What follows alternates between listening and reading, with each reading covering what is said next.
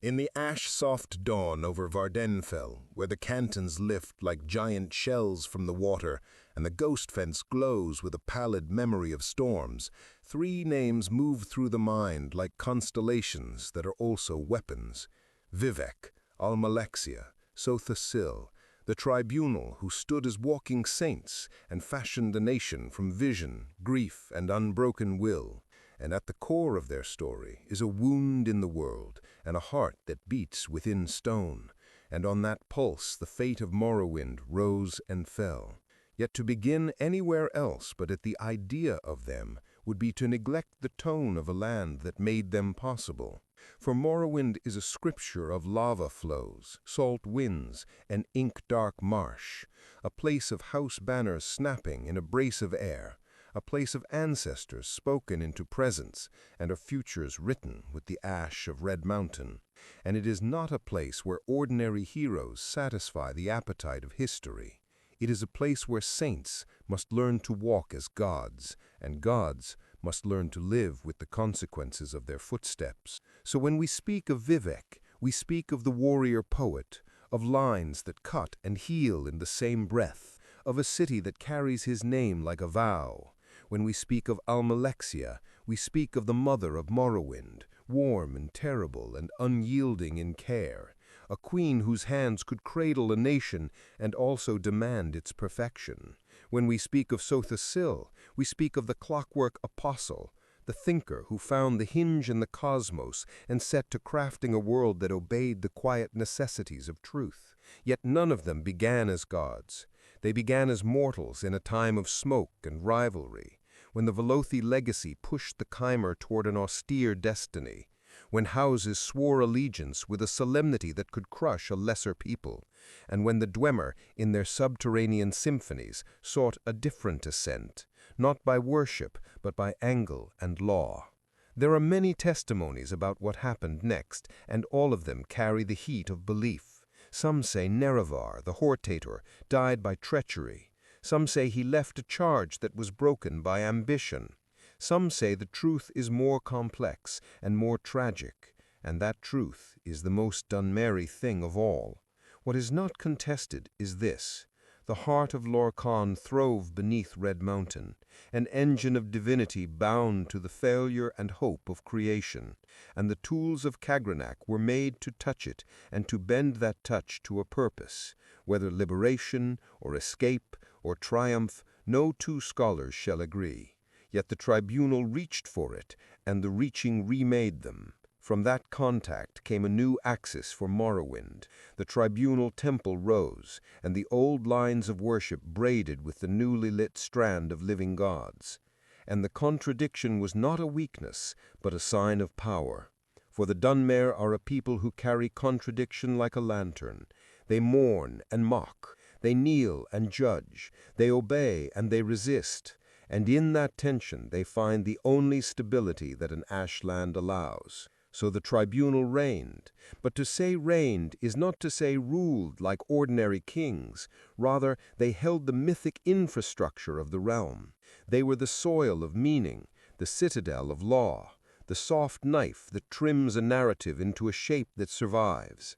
Vivec faced outward and inward, making a city to be read as well as walked, a cathedral of water and poem and ordinance. Almalexia faced the hearts of the people, giving them mercy sharpened into order, shaping kindness into justice, and justice into a sung inevitability. Sotha Sil faced the cosmic scaffolding, building within himself a sanctuary of gears and liturgy where cause and effect could kneel to precision. Yet none of them began as gods. They began as mortals in a time of smoke and rivalry, when the Velothi legacy pushed the Chimer toward an austere destiny, when houses swore allegiance with a solemnity that could crush a lesser people, and when the Dwemer, in their subterranean symphonies, sought a different ascent, not by worship, but by angle and law. There are many testimonies about what happened next, and all of them carry the heat of belief. Some say Nerevar, the Hortator, died by treachery. Some say he left a charge that was broken by ambition. Some say the truth is more complex and more tragic, and that truth is the most unmerry thing of all. What is not contested is this: the heart of Lorcan throve beneath Red Mountain, an engine of divinity bound to the failure and hope of creation, and the tools of Kagranak were made to touch it and to bend that touch to a purpose. Whether liberation or escape or triumph, no two scholars shall agree.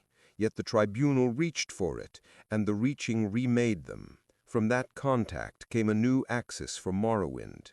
The tribunal temple rose, and the old lines of worship braided with the newly lit strand of living gods. And the contradiction was not a weakness, but a sign of power. For the Dunmer are a people who carry contradiction like a lantern. They mourn and mock. They kneel and judge. They obey and they resist. And in that tension they find the only stability that an ashland allows. So the tribunal reigned, but to say reigned is not to say ruled like ordinary kings. Rather, they held the mythic infrastructure of the realm. They were the soil of meaning, the citadel of law, the soft knife that trims a narrative into a shape that survives. Vivec faced outward and inward, making a city to be read as well as walked, a cathedral of water and poem and ordinance. Almalexia faced the hearts of the people, giving them mercy sharpened into order, shaping kindness into justice, and justice into a sung inevitability. Sotha Sil faced the cosmic scaffolding, building within himself a sanctuary of gears and liturgy where cause and effect could kneel to precision. Yet none of them began as gods. They began as mortals in a time of smoke and rivalry, when the Velothi legacy pushed the Chimer toward an austere destiny, when houses swore allegiance with a solemnity that could crush a lesser people, and when the Dwemer, in their subterranean symphonies, sought a different ascent, not by worship, but by angle and law. There are many testimonies about what happened next, and all of them carry the heat of belief. Some say Nerevar, the Hortator, died by treachery. Some say he left a charge that was broken by ambition. Some say the truth is more complex and more tragic, and that truth is the most unmerry thing of all. What is not contested is this: the heart of Lorcan throve beneath Red Mountain, an engine of divinity bound to the failure and hope of creation, and the tools of Kagranak were made to touch it and to bend that touch to a purpose. Whether liberation or escape or triumph, no two scholars shall agree. Yet the tribunal reached for it, and the reaching remade them. From that contact came a new axis for Morrowind. The tribunal temple rose, and the old lines of worship braided with the newly lit strand of living gods. And the contradiction was not a weakness, but a sign of power. For the Dunmer are a people who carry contradiction like a lantern. They mourn and mock. They kneel and judge. They obey and they resist. And in that tension they find the only stability that an ashland allows. So the tribunal reigned, but to say reigned is not to say ruled like ordinary kings. Rather, they held the mythic infrastructure of the realm. They were the soil of meaning, the citadel of law, the soft knife that trims a narrative into a shape that survives. Vivec faced outward and inward, making a city to be read as well as walked, a cathedral of water and poem and ordinance. Almalexia faced the hearts of the people, giving them mercy sharpened into order, shaping kindness into justice, and justice into a sung inevitability. Sotha Sil faced the cosmic scaffolding, building within himself a sanctuary of gears and liturgy where cause and effect could kneel to precision. Yet none of them began as gods. They began as mortals in a time of smoke and rivalry, when the Velothi legacy pushed the Chimer toward an austere destiny, when houses swore allegiance with a solemnity that could crush a lesser people, and when the Dwemer, in their subterranean symphonies, sought a different ascent, not by worship, but by angle and law. There are many testimonies about what happened next, and all of them carry the heat of belief. Some say Nerevar, the Hortator, died by treachery. Some say he left a charge that was broken by ambition. Some say the truth is more complex and more tragic, and that truth is the most unmerry thing of all. What is not contested is this: the heart of Lorcan throve beneath Red Mountain, an engine of divinity bound to the failure and hope of creation, and the tools of Kagranak were made to touch it and to bend that touch to a purpose. Whether liberation or escape or triumph, no two scholars shall agree. Yet the tribunal reached for it, and the reaching remade them. From that contact came a new axis for Morrowind. The tribunal temple rose, and the old lines of worship braided with the newly lit strand of living gods. And the contradiction was not a weakness, but a sign of power. To understand how three could stand upon the fulcrum of an entire people, we sift the older songs, where Veloth the pilgrim calls the Chimer out of the west and into a covenant of burning beauty and stern law. A march through salt and thorn, where every mile is a supplication, and every camp a covenant renewed. And in that journey, the habit of sacrifice becomes a grammar, and the grammar becomes a nation that can right itself against the grain of a harsher world. From this lineage rise houses with banners like sentences, Redoran with its vow of valor and soil, Hlalu with its quicksilver agreements and keen eyes, Telvanni with towers like opinions hardened into truth, Indoril with robes that weave ethics into ceremony, Dres with the economies of hunger and harvest, each house a verse, each verse a duty. And across their rivalries there walks the hortator like a refrain, Nerevar, the shield that listens, the spear that negotiates, the resolve that consoles. Beside him the three who will later be more than beside, Vivec, the syllable that sings itself into weapon and wedding, Almalexia, the warmth that compels and purifies, Sotha Sil, the quiet threshold where idea becomes engine. Yet in those days they are still under stars that answer to other names, and the Dwemer under mountain make a music of angles that refuses the chorus of saints, their brass thought winding toward an unprayed divinity. And it is here that the story learns to unsettle the listener, because love and politics share a table, and prophecy eats from both plates. The pact with the Nords is sealed and unsealed in blood and smoke. The banners of Resdain are stitched and restitched to hold against cold and empire. And always underfoot the patient thrum of Red Mountain waits like a sealed letter. It is opened through necessity, through ambition, through an argument about rescue and sovereignty that no scholar will ever fully close.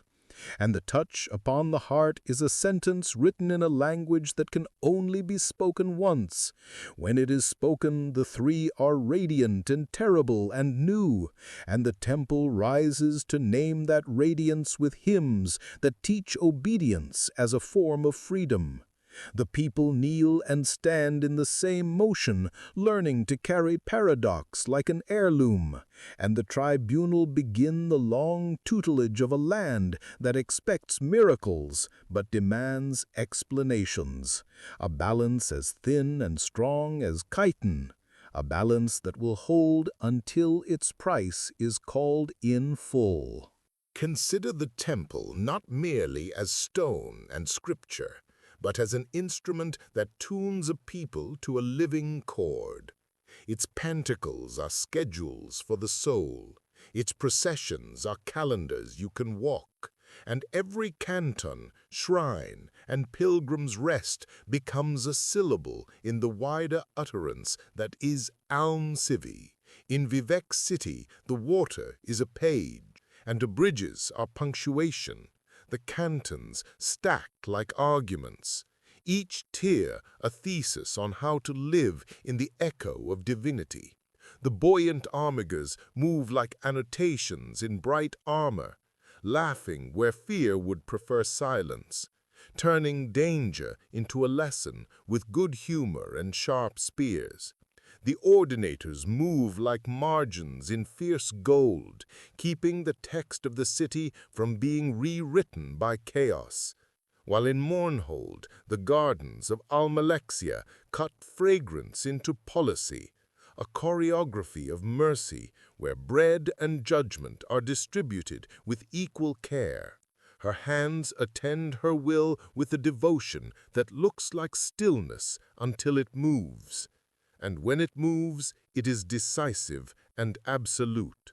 And far away, in the concealed vastness of Sotha Sil's domain, the gears breathe their mathematics. The lamps describe orbits of quiet light, and the fabricants hint at an ecology that exists halfway between promise and prototype. This is governance as liturgy. This is civic order as hymn. And the worshipper is not only a receiver, but a participant who writes their part with footsteps and offerings. So the pilgrim takes the road of the 7 graces and learns that grace is both a gift and a discipline, burns their feet on the stone to remember humility, gives coin to remember community, seeks blessing in places where the line between miracle and maintenance has been walked so often it has become a road of its own. And above this, encircling and defining like the rim of a chalice, the ghost fence glows. It is a mercy shaped like a boundary, a promise to hold the blight at bay even as it acknowledges the wound beneath. Red mountain beaten back by prayer and craft, by relic and will. And within that shimmering perimeter, you can hear the quiet arithmetic of cost.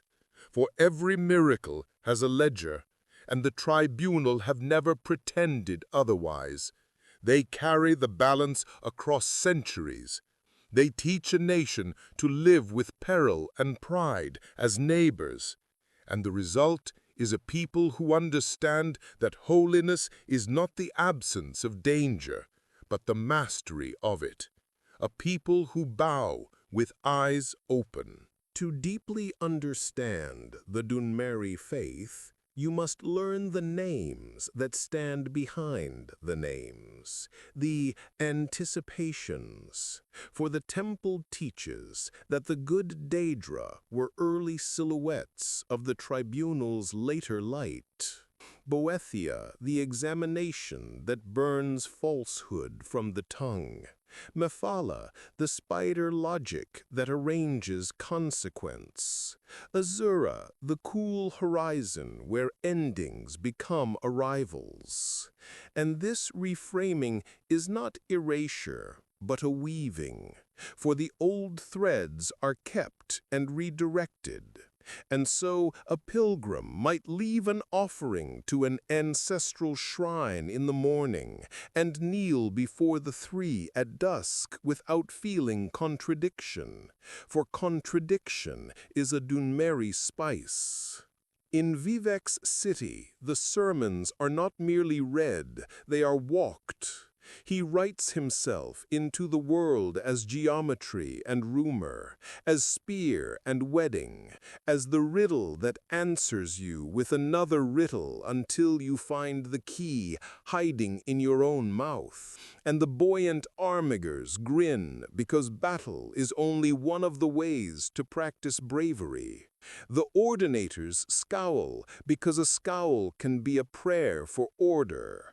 The Morag Tong takes legal contracts as liturgy, a Mephalan accommodation with necessity that keeps worse violence from blooming unchecked. In Mournhold, Almalexia arranges compassion into policy.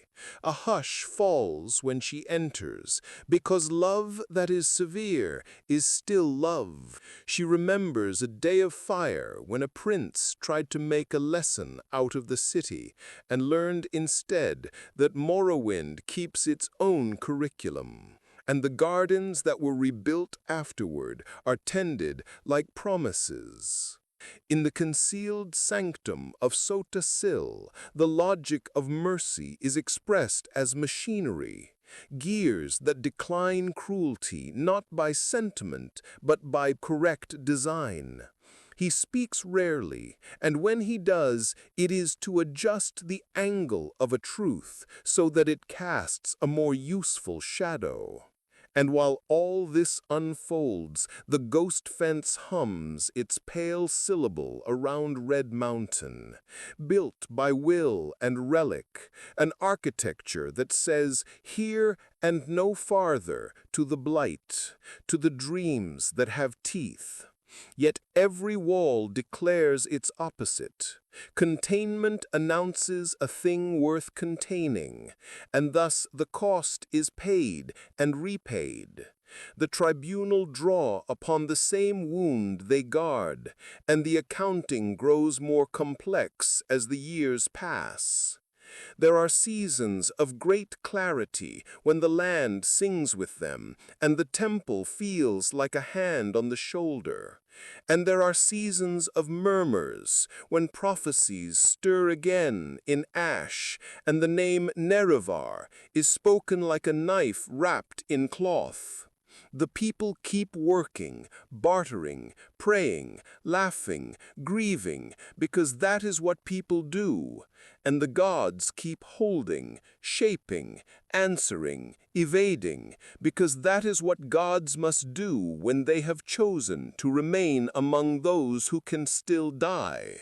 There are accounts carved into canticles and into silence, where Vivec wrestles with monsters that are also metaphors, where he teaches spears to become questions and answers, where he speaks of the ruling king and the walking way, of Chim whispered like a mountain, remembering it is also a syllable, not arrogance but wakefulness, not conquest, but consent to the shape of all things. And Almalexia tends the fever of a nation, guiding its aches into rituals that cool without erasing the heat of purpose. And Sotha Sil sits in thought that becomes architecture, a patience of pistons that enact mercy by preventing failure before it blooms. And in the great houses the old competitions continue with a new ceiling of sanctity overhead. Redoran seasons valor with discipline. Halalu seasons profit with diplomacy. Telvanni seasons genius with indifference to the common road. Indoril seasons law with the gravity of memory. Dres seasons endurance with harvests that taste of drought and duty. And beyond their walls, the Ashlanders hold to tents and tales that predate the temple, honoring Azura with a devotion that refuses translation, carrying prophecies like coals kept alive in a clay bowl. And when these worlds meet, they do not cancel.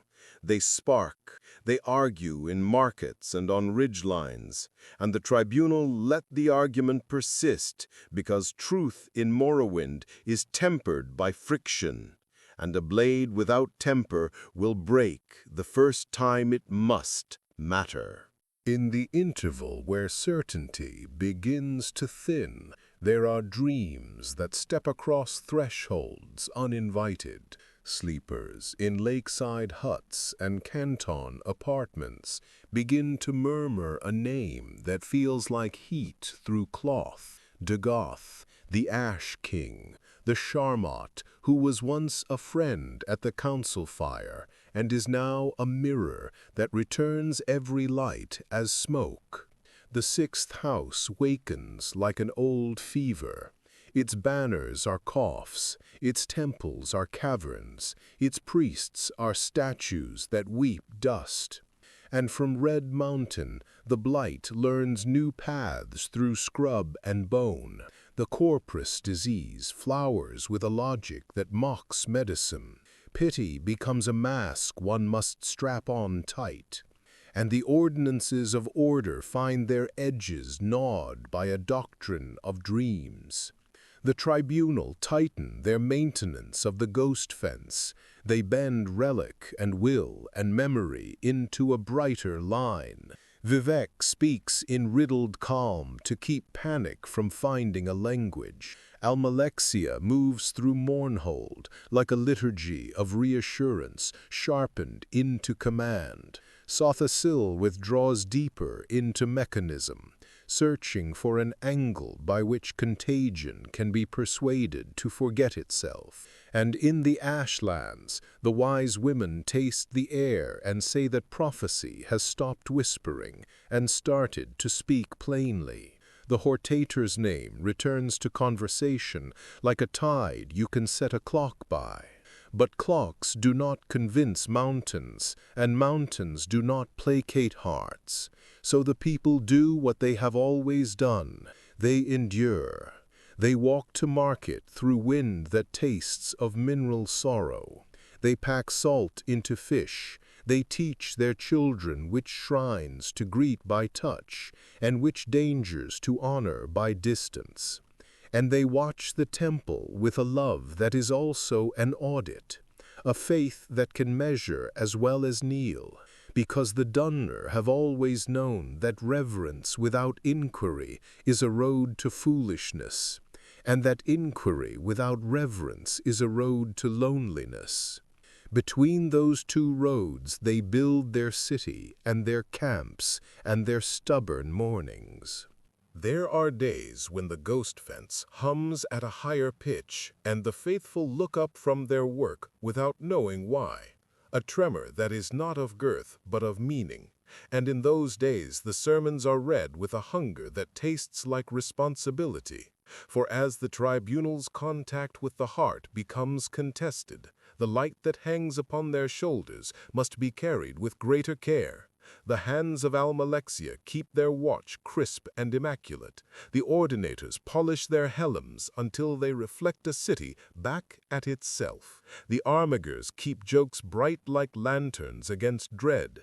And still the ash finds seams. It enters between words. It settles in the corner of promises.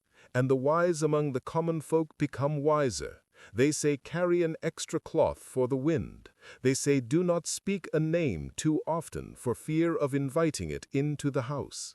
They say, prayer is strongest when tied to action. Fetch water for your neighbor, and you have improved a hymn. And in Vivec City, water stairs whisper small sagas of endurance. Fishermen trade news in phrases that sound like weather. Scrub jelly stains the fingers of children who will grow into defiant adults. In Mournhold, the market bells keep the hour even when rumor tries to dissolve it. Almalexia walks the gardens with a gaze that makes roses remember their duty to bloom. And in the clockwork refuge, an unspooling of thought becomes a device that isolates disease from its story. Sotha Sil speaks to brass in a language of compassion measured in tolerances. Somewhere, an ancestor ghost nobs as if to say, you are learning the old lesson again, that survival is a ceremony, and every gesture is a verse. The lore of a people thickens in crisis, and so new sayings are minted in the markets and at the hearths. Keep your mask close and your promises closer. Share salt before you share secrets. Never bargain with a shadow that speaks in plural. And these sayings are not merely caution, they are stitches that keep the social cloth from fraying. Meanwhile, the temple curates its miracles with a stricter hand, not to hoard wonder, but to ensure that wonder arrives where it can do the most work. A candle for a widow who must walk through blight wind to reach her stall. A blessing for a caravan that dares a narrow pass haunted by rumor. A healing that is also a conversation about how to stay healed. Vivec writes shorter sermons that lie down like bridges between fear and action. Almalexia broadens the arc of her mercy and sharpens the point of her demands. Sotha Sil loops a new complexity into the compassionate clockwork. He speaks to apprentices about redundancy as kindness and failure isolation as love. And in the Ashlands, The wise women answer prophecy not with spectacle, but with preparation. They teach the young to read dust trails, to hear when a kaguti means hunger and when it means anger, to fold tents fast when a cloud looks patient in the wrong way, for patience can be a mask for malice in the mouth of a mountain. The great houses posture and bargain, because posture and bargain are the games by which they believe themselves immortal. Yet the better among them smuggle grain where it is needed, and money where it can argue with despair. House Redoran sends spears to stand beside villages that lack walls. House Lachlu opens a ledger for debts that will never be collected, because sometimes mercy is profitable only to the soul. House Indoril writes new processions that route prayer through the neighborhoods whose roofs leak worst. House Telvanni pretends disinterest, while an old wizard quietly instructs his mushroom to grow shelter over a fisher's hut. And House Drez measures hunger with a more honest scale than before, because the land's ache has a way of disciplining even the proud. It is in such convergences, unannounced and unphotographed, that the nation remembers why it chose 3 walking gods, and why it continues, even now, to choose them again each morning when the doors open to ash and commerce and the chance to be brave without audience. In a season of omens written small enough to hide in daily chores, a temple scribe adds up dreams like figures in a ledger. A fisherman wakes with ash under his nails, though he slept on clean stone. An ordinator finds a corner of the canton where prayers knot themselves into a shape that looks like worry. And across the water, a shrine candle gutters sideways against no wind at all. The city notices without announcing it has noticed, because cities are old and prefer to keep their wisdom amortized.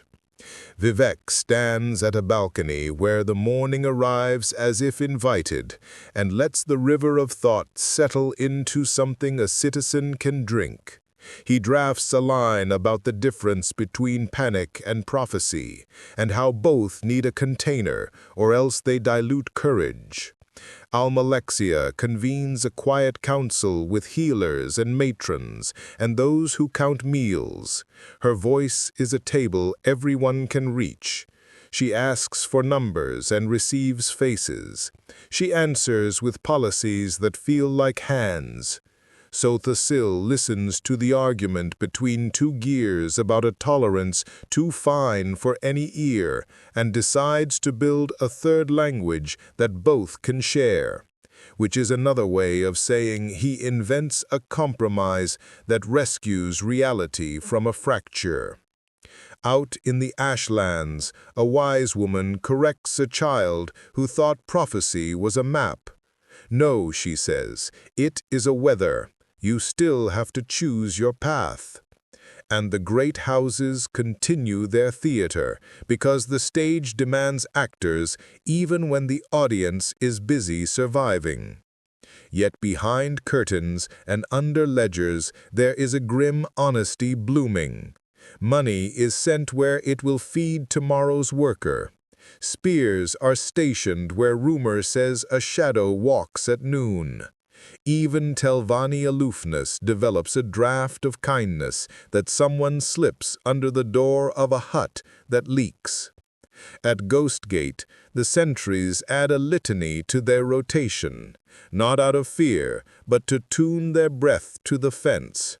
And the fence hums with that agreeable consent that a good tool has when it is well used. The blight still tests, but the line still holds. And in that holding, a nation remembers the muscle memory of continuance.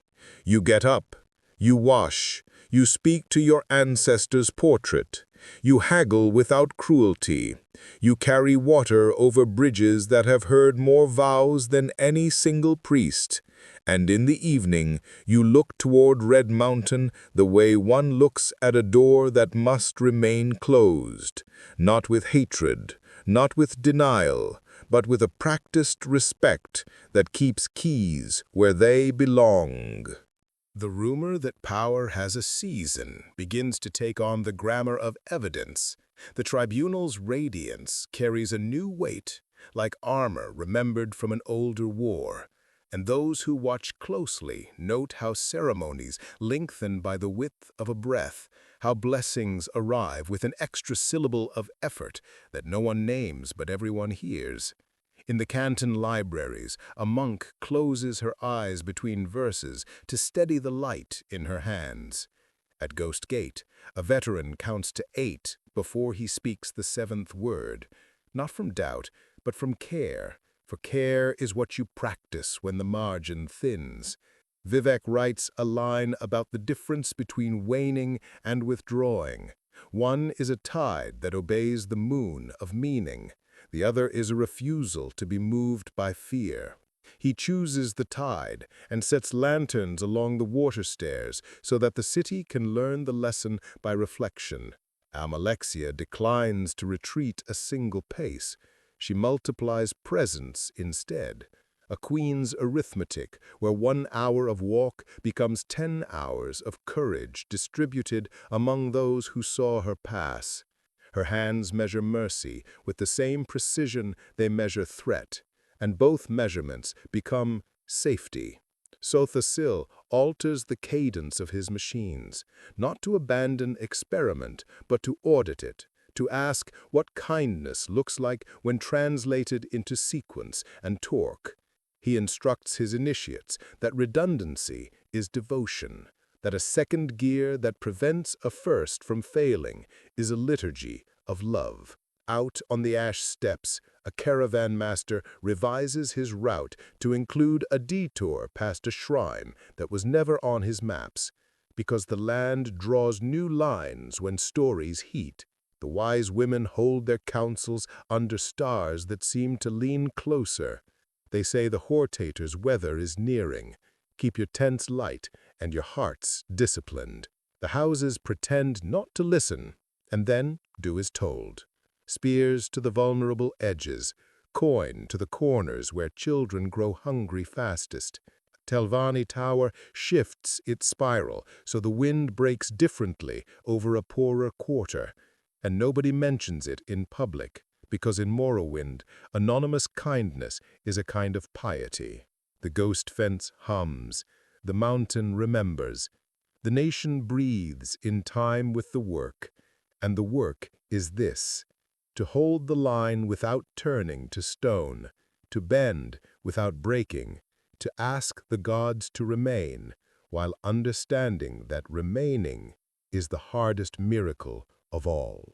When a land begins to rehearse its courage in quieter rooms, you can hear the change in how shopkeepers fold cloth and how apprentices lay tools to rest, edges aligned like prayers. And in that discipline, there is a steadiness that argues with dread better than any shouted oath. The temple listens to that hum and composes responses that fit hand to handle. Small rituals that adjust the daily weight of being alive. A new blessing for masks sewn at dawn. A short hymn for those who ferry goods across canals, where reflections sometimes look back with borrowed eyes. And as these ordinances settle into use, the city grows a second skeleton of custom that keeps it upright when rumors tug at the muscles. Vivec writes a line that says, bravery is not the absence of trembling, but the consent to move while trembling. And he teaches it by example, standing where the wind carries the ash and letting his silence place stones in the river of fear so others can cross. Almalexia opens another door in her house of mercy, and the line outside becomes a procession that dignifies rather than a tally that shames. She takes grief like a ledger and balances it with tasks that feed, clothe, instruct. her hands becoming the arithmetic that ensures no day breaks without a plan for its hunger. Sotha Sil deepens his praxis into a meditation on thresholds. He tells his disciples that every system should admit the possibility of kindness at every joint, that emergency should be unable to propagate without meeting a countervailing pity encoded in clockwork. And in the ashlands, the wise women set stones in patterns that teach children which star to trust when the sky is a rumor. They do not sensationalize the hortator's approach. They prepare beds and stories and routes. Red Ron drill masters invent new drills that turn morale into muscle. Halalu clerks quietly revise contracts to forgive failure when the failure fed a neighbor. Indoril scribes add footnotes to liturgy about how to stand in a street when panic seeks a crowd. Telvanni wizards pretend to be annoyed with gravity itself while nudging fungi to arc more kindly over alleys. Dres caravans take on more water than prophet would advise because drought is a kind of enemy best bribed. At Ghost Gate, the sentries keep their softer litany and add a harsher one for the nights when the fence buzzes like an argument, both together making a music that holds. And beneath it all, Red Mountain waits, an old teacher with a cruel curriculum, and the nation answers by studying together, which is to say, living as if each kindness were a shield plate and each duty a rivet, the armor assembled in motion, tested by tomorrow before it is named complete. Somewhere between the city that reads itself and the mountain that keeps its answers under stone, a pilgrim traces the 7 graces with feet that remember every blister as a teacher. There is a grace that tastes of humility, and another that holds the shape of generosity like water eld in hands. There is a grace that is simply the willingness to keep walking, and these small obediences accumulate into a posture that can face ash without flinching. In Vivec's orbit, the cantons murmur their catechisms of traffic and trade. The bridges decide the day's negotiations by offering crossings at the right moments. The water hears secrets and forgets them on purpose. And high above, where the wind is thinner, the warrior poet composes a civic courage that does not depend on spectacle. Almalexia's avenues in Mournhold cut a promise into the day. Her gardens bloom like rehearsed kindness, and her halls hold judgments that wear the scent of bread. Her hands move with the choreography of inevitability that true care requires. Sotha Sil, below the world, listens to failures before they happen and designs them out of the future. He teaches that mercy is most efficient when it is anticipatory, that a machine which will not allow cruelty to propagate is gentler than any speech. And across the ashlands, the wise women lay out mats for councils in which prophecy is not a command but a weather report. Bring a cloak, bring a song, bring patience. The Redoran patrols become the punctuation at the edge of villages, firm periods where panic would prefer ellipses. Halalu brokers learn that a contract can be a bridge between fear and tomorrow if written with a pen dipped in conscience.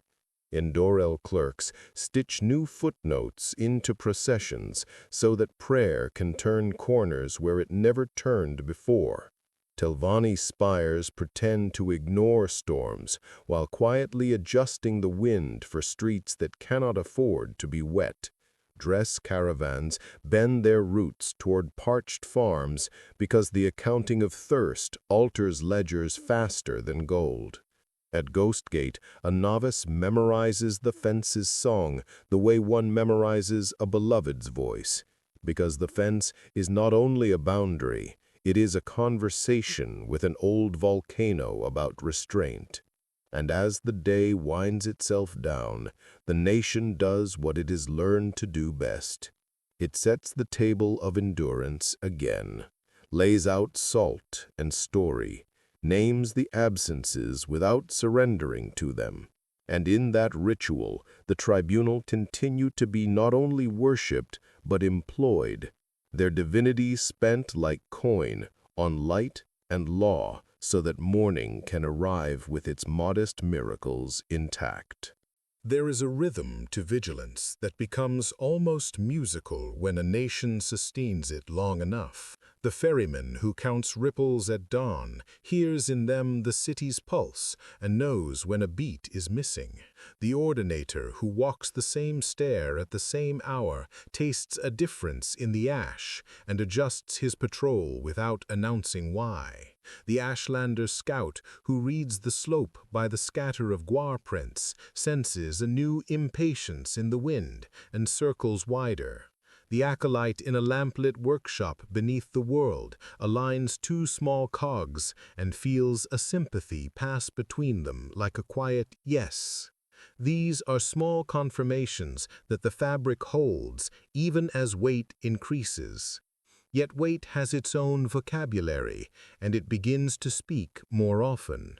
At temples, candles burn lower before being replaced, not from neglect, but because the hands that would replace them are also carrying soup, bandage, ledger, child. And in that economy of effort, the arithmetic of miracle tightens. Vivec writes a sentence that sounds like instruction and comfort at once. Be precise with your bravery, be generous with your time. He goes to the water stairs and shows what he means by standing where doubt gathers and letting stillness become the permission others need to cross. Almalexia sends her hands down the lanes where roofs lean and voices fray. Their cloaks gather rain and rumor in equal measure, and their steps redistribute both into order. She composes decrees that read like lullabies and still wake the city early to work. Sotha Sil amplifies a second path for failure to exit every mechanism before it ruins the whole. He teaches that the kindest machine is the one that forgives in advance. And the apprentices nod with the relief of understanding why gentleness is the most complex design. In the houses, the theater remains, but the audience inside each actor grows larger. A Redoran captain writes drills that make courage contagious. A Halalu factor opens a warehouse on a ledger line that will never be balanced in coin, and smiles because balance is a larger word than profit. An Indoril magistrate edits a procession so that a prayer passes by the doors that have been longest without laughter. A Telvanni scholar claims a fungus experiment requires shade, and then grows that shade over a market street. A dress elder revises rations with an honesty that tastes like water on a day you thought would be dry. And the Ashlands keep teaching without mercy and without malice. Storms arrive when they choose. Blight tests the fence, and the fence refuses. Ancestors visit in dreams and ask only that you remember who you are in the morning. At Ghost Gate, the sentries add a gesture to their litany. Hands open, then closed, as if receiving and then holding. Because that is the work now, to receive each day and hold it long enough for it to become tomorrow. And in the held breath between blinks, the mountain seems to lean closer, listening, as if preparing to answer a question that has been asked for centuries without ever being pronounced out loud. On certain evenings, the city feels as if it is holding its breath for a guest who has not yet crossed the last bridge. Lamps burn with a steadier flame, markets end their haggling one sentence earlier, and in that pause, the old story inhales. The one about a promise made under a hotter sky when banners were still learning the wind. The name of the hortator moves like a courtesy no one wishes to rush, because true arrivals demand rooms prepared with both welcome and judgment. Vivec shapes a meditation on the ethics of return. He writes that a nation must be capable of admitting its own unfinished chapters without drowning in them. He stands where water meets stone and lets the tide speak the cadence of finding and being found. Almalexia sharpens the mercy of Mournhold until it can cut away despair without drawing blood. Her hands carry decrees that feel like blankets on a cold night and like stern mornings that arrive on time. She will not allow rumor to orphan the day. Sotha Sil listens to a faint disharmony in a distant gear and traces it back to a question about destiny and design. He decides that even prophecy must meet standards of function, that the arrival of any promised figure should relieve more suffering than it compels, and he tunes his sanctum to that principle. Out in the ashlands, the wise women light fires that are less about warmth than about context. They teach the young that when a legend returns, the work does not vanish. It redoubles. You still must read Traxt.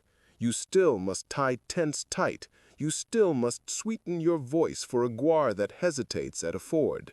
The houses rehearse their neutrality in public and their commitments in private. Redoran captains write contingencies as if writing love letters to villages under their charge. Halalu factors stash coin where it can become carts and grain. Indoril stewards plot processions that will cross thresholds where healing waits to be formalized. Telvanni scholars pretend to be annoyed by the arithmetic of destiny while quietly aligning spires so that storms spin themselves on architecture rather than on markets. Dress elders count water and decide that generosity is cheaper than drought. At Ghostgate, the sentries exchange a glance that means, "We have done this before. Not the same, never the same, but we know how to keep a line." And the ghost fence hums assent.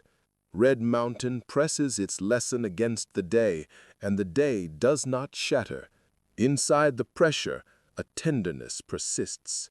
Children practice respectful bows to ancestor shrines and then run laughing. Bakers time their loaves to the bells. A widow finds that the path to market feels shorter because a stranger walked beside her. And all of this is the country as it waits with dignity, not for rescue, but for alignment. For the moment when the old oath and the current need will meet and recognize each other without either blinking first. When the rumor of return gathers enough weight to impress itself upon stone, the first to speak plainly are often those who have practiced doubt as a form of devotion. The dissident priests collect questions, the way healers collect herbs, some sharp, some bitter, all meant to ease a fever without destroying the body that sweats it out. In hidden halls near the sea, their candles burn with the slow confidence of those who love both truth and the people to whom truth must answer.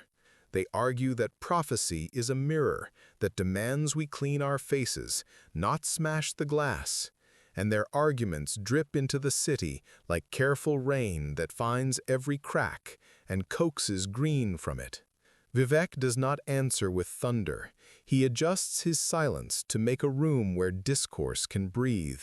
He knows that power which will not listen has already forgotten itself. He composes a line about the difference between loyalty and sedation and leaves it where the city can overhear.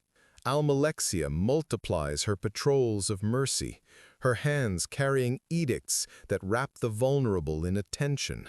She knows that when legends stir, the unscrupulous also wake, and so she sets guardians where stories make shadows longer. Sotha Sil alters the tolerances of his engines to admit anomaly without catastrophe. He tells his initiates that the arrival of any variable, even a promised one, must be met by systems designed to keep compassion continuous. Out in the ashlands, a wise woman lifts her chin to scent the wind and names the day auspicious without promising safety. The clans set extra bowls at their fires and rehearse the greetings one gives to those who have walked far under different stars. The houses perform restraint while practicing readiness. A Redoran shield captain drills a formation designed to welcome and to warn. A Hlalu quartermaster inventories tents as if hospitality were a currency. An Indoril prelate footnotes an ancient rite so that it can bend without breaking. A Telvanni magister teaches a mushroom to listen before it leans. A Dresswater steward opens cisterns early because thirst is the enemy that most quickly erases prophecy. At Ghostgate, the sentries feel the fence vibrate with a note that is not threat, but attention, as if the mountain has placed its ear to the nation. And in that mutual listening, the city remembers how to speak clearly without shouting, how to hope without surrender, how to watch the road with dignity, so that when the figure on it arrives, they will find not an audience hungry for spectacle, but a people ready to work alongside a story that has finally walked into its own present.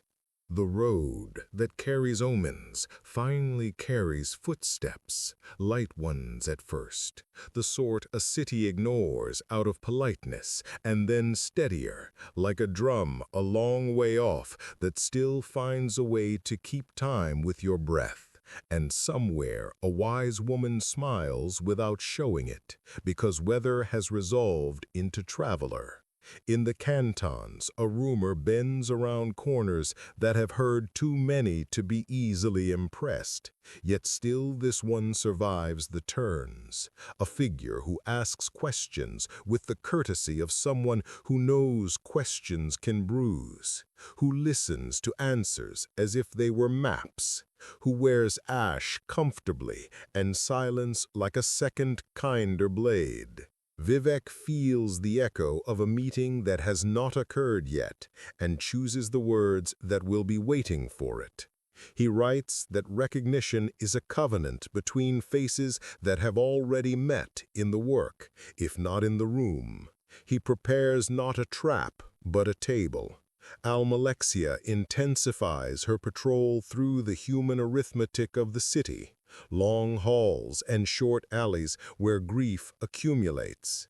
She arranges her hands to be everywhere the rumor might be harmed and nowhere it might be consumed as spectacle. And she teaches by walking that real sovereignty shows up on foot. Sotha Sil notices the way certain tolerances settle, as if reality itself has decided to take a reading. He quiets his engines enough to hear a very old question arrive with a very new voice. He decides that any guest worthy of prophecy must be greeted by machines that have learned the grammar of gentleness. In the Ashlands, the clans make space on mats with the unceremonious sincerity that marks real hospitality. They teach names carefully. They offer salt as if it were a page on which a stranger can sign their intention. The great houses practice their choreographies of patience. Redoran captains draft contingencies that look like respect. Hlalu factors remember that every true investment ends in a neighbor's welfare. Indoril stewards adjust rights so that dignity can bend toward truth. Telvanni masters pretend again that they disdain narrative, while their towers angle wind away from vulnerable doors. Dres elders weigh harvest against hunger and choose the arithmetic that keeps tomorrow possible. At Ghostgate, the fence takes a breath you can feel in your bones. Not slackening, not hardening, but acknowledging. And Red Mountain gives nothing away, except that it is listening.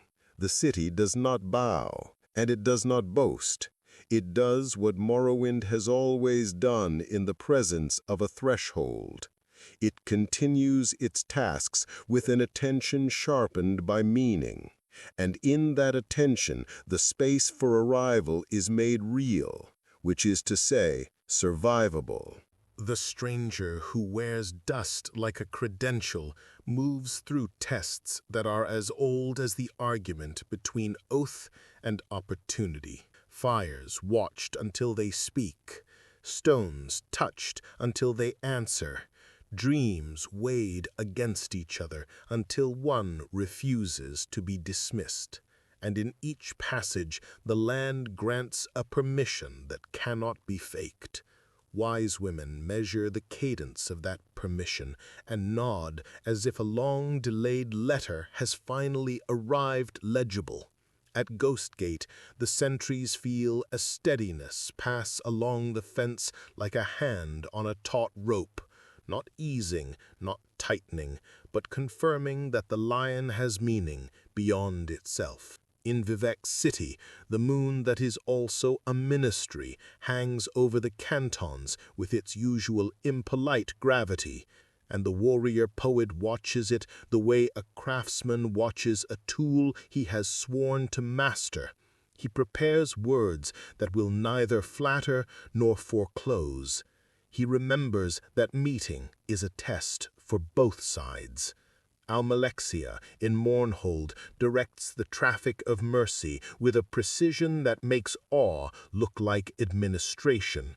She sets her hands to work where rumor might turn into harm.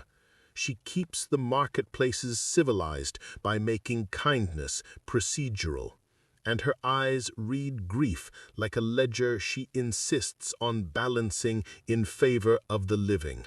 Sotha Sil turns down the volume of his engines so that philosophy can be heard in the gears. He instructs his initiates that fate is an interface, not an edict, and that any arrival worthy of prophecy must be able to correct a machine by explaining its compassion. In the Ashlands, the clans set out bowls and keep their questions blunt and friendly. Where did you sleep? What did you learn? What are you carrying that you intend to share? The great houses dress their caution in courtesy. Red or wrong captains draft hospitality formations that can become shields without changing steps. Hlalalu factors convert reserve funds into real roofs in real rain. Indoril ceremonies bend just enough to admit truth in travel-stained boots. Telvanni towers lean into the wind on behalf of streets they pretend not to notice. Dress elders measure harvest against hunger and decide that generosity pays better than famine. And under all this choreography, Red Mountain keeps its pedagogy of pressure and heat, unpersuaded by rhetoric, and yet responsive to resolve. The city drinks its water, lights its lamps, and tells its children to be brave in ways that do not require witnesses. And the rumor that once was only a weather now stands at a threshold where two older weathers meet: God and nation, memory and need. And the door opens because work has been done on both sides of it. The day of recognition does not blaze like a comet. It arrives like a well-kept appointment, and the first handshake is not with a hand, but with a ritual. The pilgrim steps into the temple's sequence of proofs, not to flatter gods or appease bureaucracy, but to confirm that courage can speak the dialect of discipline. The shrines receive offerings that are also answers. Humility at a stone that remembers the heat of mercy. Generosity at a pool that cools the ache of pride. Justice at a gate that has learned to receive the poor first. Each grace taken not as theater, but as calibration, and word of this progress walks the cantons on light feet. Even the moonside ministry lowers its habitual scowl by the width of a breath, as if the rock that hangs above the city feels a thought turn in the mind that once caught it. Vivec shapes his welcome as a problem with an honest solution. He will not gild or threaten. He will set two chairs and a distance and let truth measure it. Almalexia reads the market's posture and adjusts her mercy to prevent both riot and idolatry, her hands smoothing rumor into task lists and sorrow into schedules that can be kept. Sotha Sil tunes a bank of quiet mechanisms to listen for the tremor of inevitability. If the promised one is a gear, they must mesh with compassion. If they are a variable, they must stabilize the equation of relief.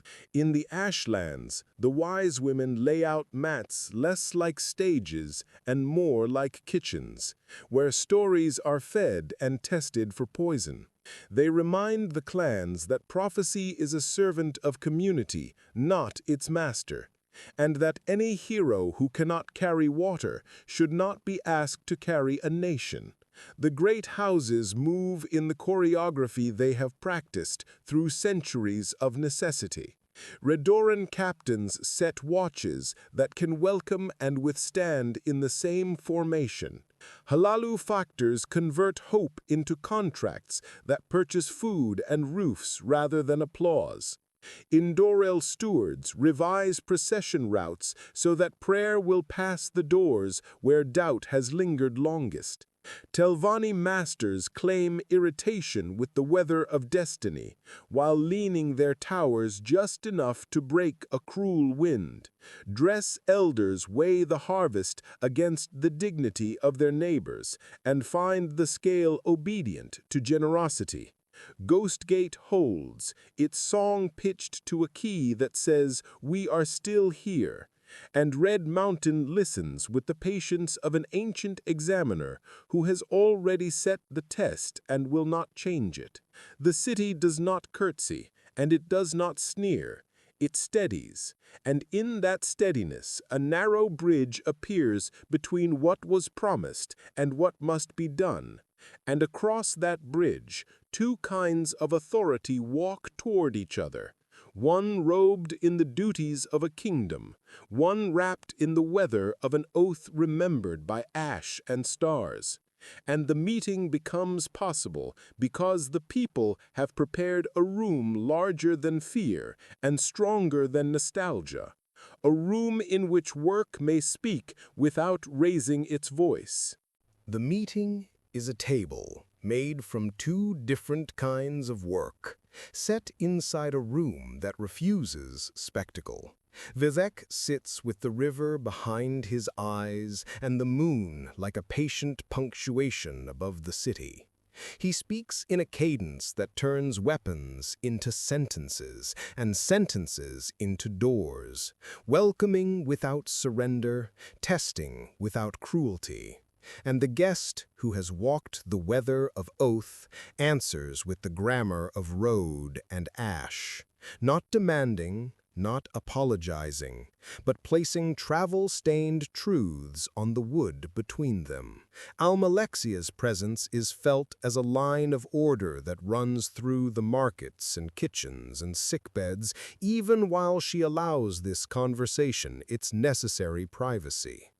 Her mercy tightens the city's stitching so that no rumor can pull it apart. Sotha Sil listens from the cool hinterland of cause and effect. A distant gear tilts towards sympathy as he measures whether fate can be made to serve relief. Vivec lays out the arithmetic of necessity with the clarity of a warrior poet who has learned to count without losing music. The ghost fence is a hymn against a wound, and hymns must be kept in tune. The heart is a furnace of meaning that has heated both blessing and blight. The tools that touched it can also unfasten what was fastened. And to ask this labor of a single pair of hands is absurd, unless that pair has already proven it can carry a nation's weather without complaint. The guest nods, because the absurd is often the shape of courage just before it becomes ordinary. And the city outside nods too, in the small affirmations of bakers who keep their ovens consistent, and sentries who keep their steps precise. Vivec offers not flattery but responsibility, a device to be worn that can receive the weight of an old star's heartbeat without breaking the flesh. He speaks its name as if naming a child and a storm at once. He does not promise survival, he promises meaning. Almalexia arranges that the streets remain honest while destiny crosses them. Her hands ensure that no hunger exploits this hour, and no cruelty wraps itself in prophecy's cloak. Sotha Sil steadies the compassionate tolerances of reality, so that if a god must set aside for a mortal to pass, the stepping does not collapse the room. The great houses sense the hinge of this discourse and move through their practiced measures. Redoran guards tend the edges with a courtesy that can become iron. Halalu granaries open to prevent the price of hope from rising. Indoril stewards retune processions so prayer and labor can share a street.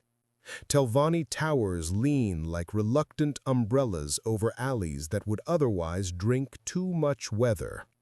Dress elders keep the cisterns speaking in the honest language of full and enough. At Ghostgate, a veteran breathes through the seventh word and finds an eighth, a kind of assent that sounds like, "We will hold while you go." Red Mountain hears none of this, and hears all of it, because pressure understands resolve, even when it refuses consolation. The guest accepts the charge the way a craftsman accepts a flawed blade to be reforged, without boasting, without shrinking. And the city allows itself the smallest luxury, a longer exhale, because agreements that fit the hand have been reached, and the work now is clear, hard, precise, and worthy of a nation that has always known how to stand on a narrow bridge without looking down. Departure is a discipline, not a flourish, and so the guest who has accepted the weight of an old star's heartbeat does not summon a parade. They tighten a strap.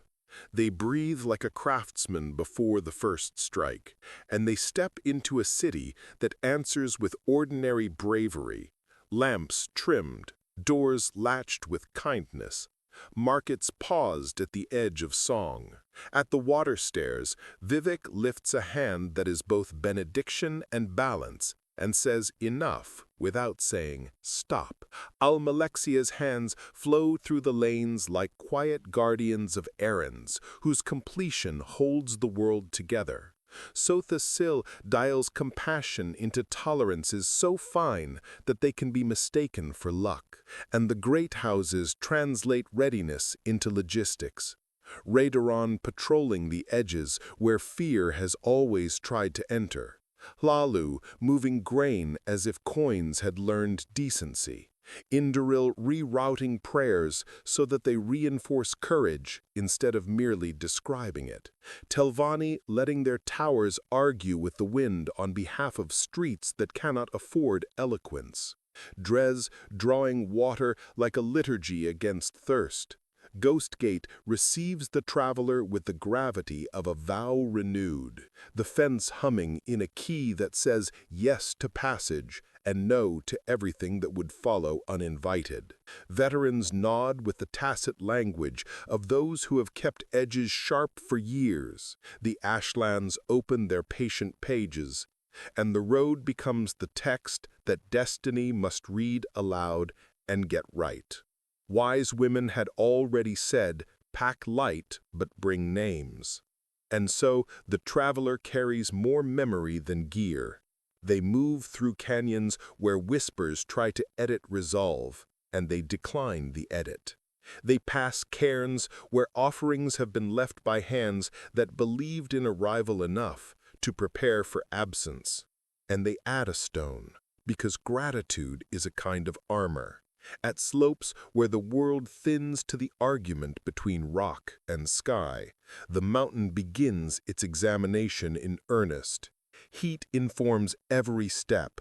The wind mispronounces courage and waits to be corrected. Caverns mouth their old grammar of echo and hunger. And in those halls, the sixth house speaks in plural, presenting grief as inevitability and despair as sophistication. The traveler answers with a simpler sophistication: work, step, breath, the litany that refuses theater. Elsewhere, the tribunal hold their posts like the three corners of a triangle braced against a quake. Vivec keeps the city's language from fraying by sewing humor to instruction. Almalexia keeps order from turning brittle by braiding firmness to care. Sotha Sil keeps machines from mistaking precision for purpose by reminding them that the end of all correct design is relief. The houses maintain the choreography of dignity under pressure. Couriers run faster and eat better. Shrines burn steadier and ask less aloud. And in the mountain's throat, the traveler finds the doors that names have hinged for centuries. Doors that admit only those who have consented to the full arithmetic of cost. Inside the chamber where the wound of the world beats its hot logic, the device worn becomes a covenant.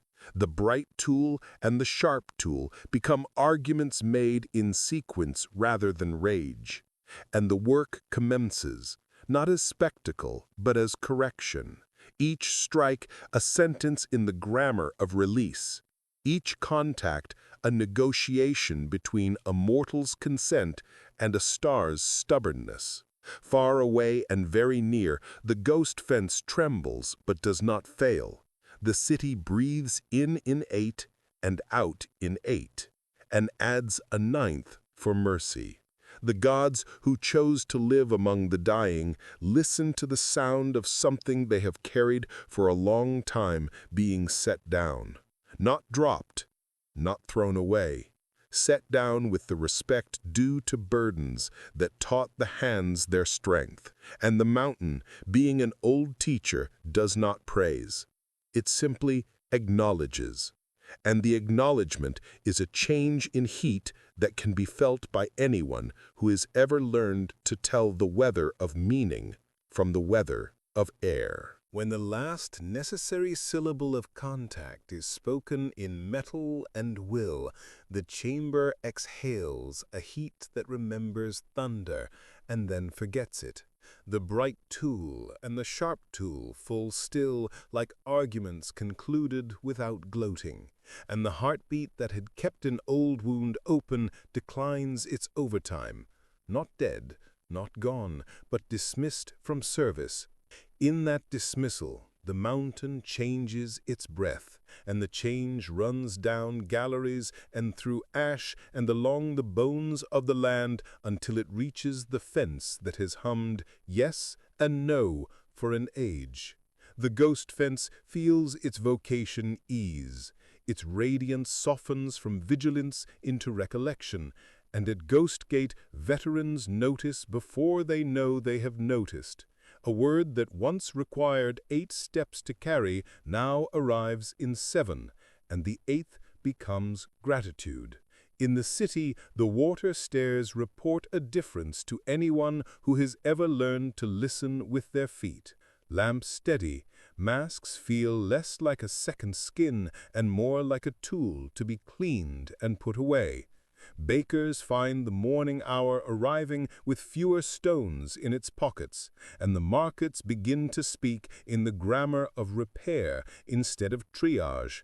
Vivec stands where the moon, that is also a ministry, keeps its impolite promise to hover and feels the precise subtraction that heroism performs upon a world. He writes a line about endings that do not require applause. Almalexia moves through Mournhold, collecting frayed threads with her eyes. She addresses hunger that wasted no time inventing new disguises. She keeps mercy procedural so that relief does not collapse into celebration too early. Sotha Sil adjusts the tolerances of reality away from crisis cadence. He teaches his initiates how to convert emergency engines into maintenance song without losing the kindness encoded in their gears. Out on the ash steps, the wise women point to a horizon that looks closer because pressure is no longer bending the light. They say the work remains and the weather has improved.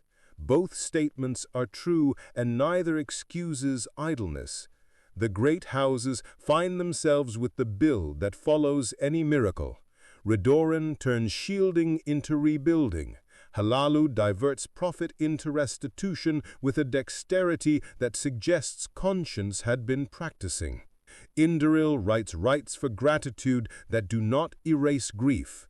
Telvanni lets their spires be useful without demanding to be thanked. Dress counts water in a season when thirst has less leverage, and still remembers the villages where tomorrow is always thin.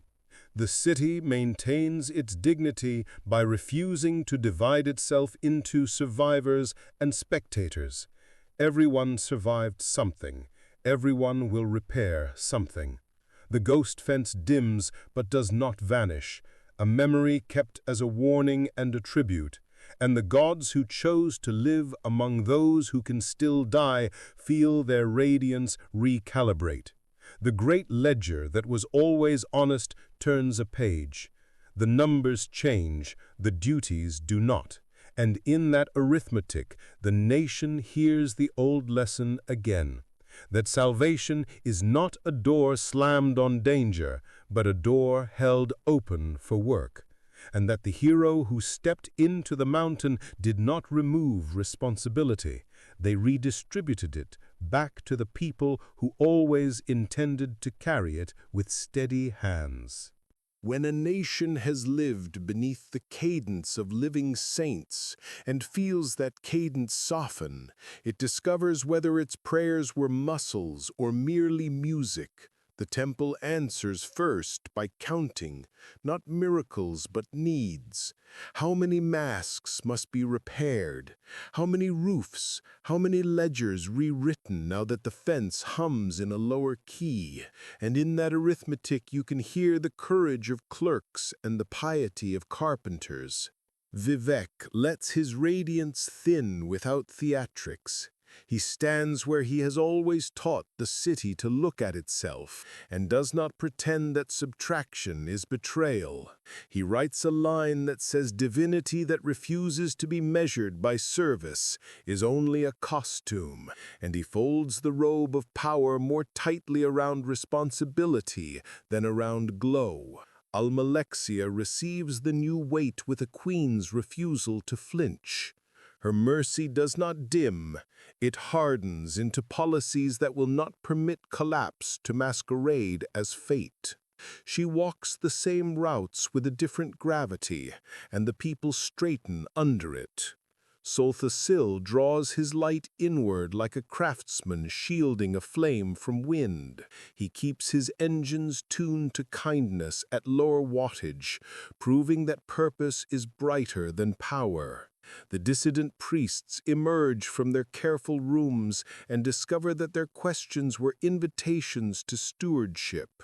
They carry them into sanctuaries where debate becomes plan, and the city invents a new etiquette for reverence, less dazzled, more exact. At Ghost Gate, now more memorial than bulwark, veterans teach novices a history that is also a manual. Here is how we held, here is how you will mend. The great houses slip into their familiar postures only long enough to gather breath, and then resume the work that keeps a nation honest. Redoran turns watchfulness into scaffolds and drills into harvest escorts. Halalu converts relief into credit that forgives rather than enslaves. Indoril edits liturgy so that gratitude does not erase duty. Telvanni lend wind and shade as if they had always meant to. Dress keeps the water public even on days when profit itches. In the ashlands, the wise women say the weather of prophecy has passed and the climate of consequence has arrived. They teach children to read a sky that no longer leans so hard and to love a land that will always ask much. And everywhere the same discovery repeats in kitchens and workshops and quiet balconies, that holiness was never only the light that fell from three bright names. It was the discipline with which hands met mornings, the courage with which neighbors met need, the dignity with which a people met itself when no witness was promised. The gods have chosen to remain among those who can still die, and in that choice their lessened blaze becomes 1,000 small lamps relit in ordinary rooms, which is to say, the nation has learned to carry its own horizon without waiting for thunder to define it. The recalibration that follows any great unfastening reveals hairline truths that power once painted over with light. In the clockwork refuge, Sotha Sil receives the world's lowered temperature as both relief and theorem. He walks among engines that still remember how to be kind and asks them to remember harder, because a nation without the surplus glow of Godhead will require its mercies to be more exact. His disciples learn to hear fatigue in the tick of brass and to translate it into maintenance before failure becomes spectacle. And in that translation, you can feel a philosopher choose to honor the smaller miracle. Elsewhere, Almalexia finds that the weight of 1,000 daily mercies presses more sternly when borrowed radiance no longer answers like a third hand. She does not retreat, she compresses. Her love takes on an edge that cuts. Her policies tighten until their stitching creaks. Her hands move faster, their perfection sharpening into an impatience that worries the gardens. And rumors accrue the way dust does on a windowsill. No one has time to wipe. The Queen of Morrowind measures herself against hunger, grief, indifference, and then, inadvertently, against memory. And memory is the cruelest rival. Vivec becomes a careful subtractor of himself. He teaches the city that absence can be a form of pedagogy. He writes lines about how power that remains must remain as service, how glory must dismiss itself to keep the poem honest. And he laughs in smaller rooms with armigers whose jokes have learned sobriety without losing brightness. The temple folds the dissident priests into councils that now sound like kitchens, where recipes were once debated and are now cooked. The houses adopt their post-crisis shapes with the grace of old dancers who know which steps will salvage breath. Redoron builds walls without vanity. Halalu forgives debts without ledger tricks. Indoril edits rights to praise repair. Televani leans shade over alleys by pretending to study weather. Dress keeps water public, as if it had invented the idea. The ashlands, released from pressure's distortion, show their true difficulty again, honest and unglamorous. And the clans return to the tough generosity that kept them alive before lamps were miracles. At Ghostgate, the fence's dim glow becomes a memorial more than a bulwark. Veterans teach novices to polish it like a grave that is also a lesson. And through all of this, the recalibrated divinity of Almsvi behaves like three candles set lower and closer.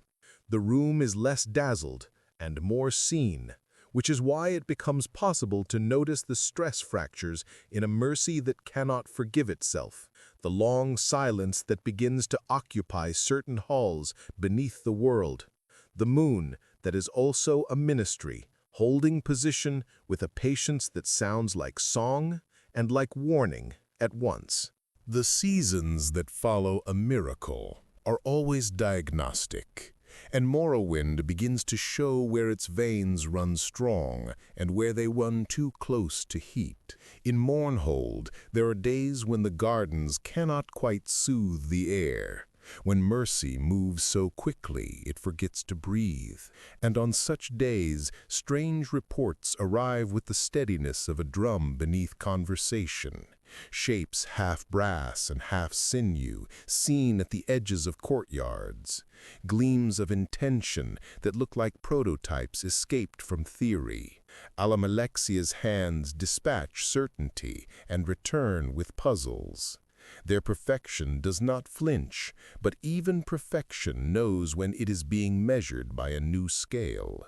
Beneath the world, the long silence of Sotha Sil grows articulate in its refusal. Not anger, not abandonment, but a geometry of absence that suggests work no longer wishes to be watched. His disciples maintain the liturgies of gentleness with a devotion that looks like grief and like comprehension. And above the cantons, the moon that is also a ministry keeps its impolite appointment with gravity, a punctuation mark held aloft by the will of a warrior poet who is learning how to hold with fewer syllables of fire. Vivec attends the city the way a craftsman attends a blade that must not nick. He writes smaller. He speaks later.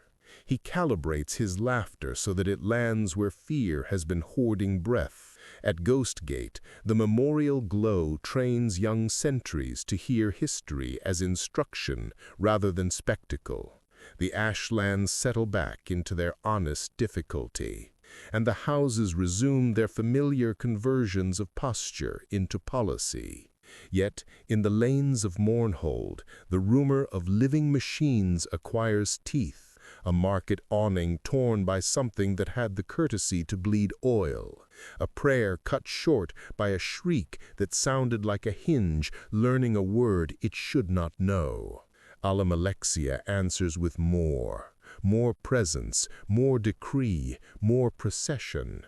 Her love tightens until it clicks, and the city stands straighter under it, even as a few shoulders begin to ache. The balance grows sensitive. The nation feels for its footing on a bridge that was narrower than it looked.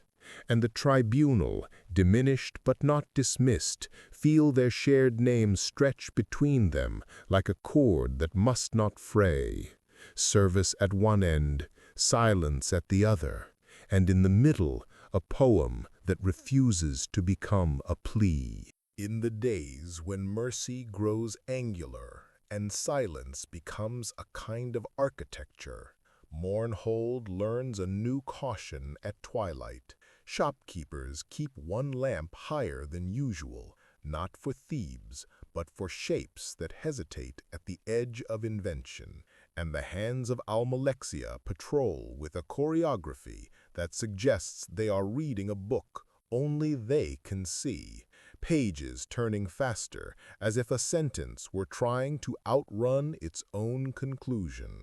Beneath the world, the halls where Sotha Sil once walked with the patience of a mathematician who had made peace with wonder, now echo with maintenance hymns sung by disciples who have traded anticipation for duty, their voices steady as the cadence of bolts being checked by touch alone.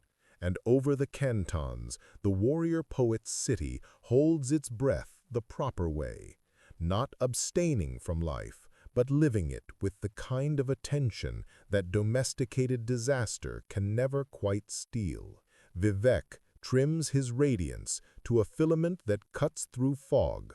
He writes brief permissions for courage to continue. He stands where water and law meet and lets the moon, that is also a ministry, be a lesson in restraint.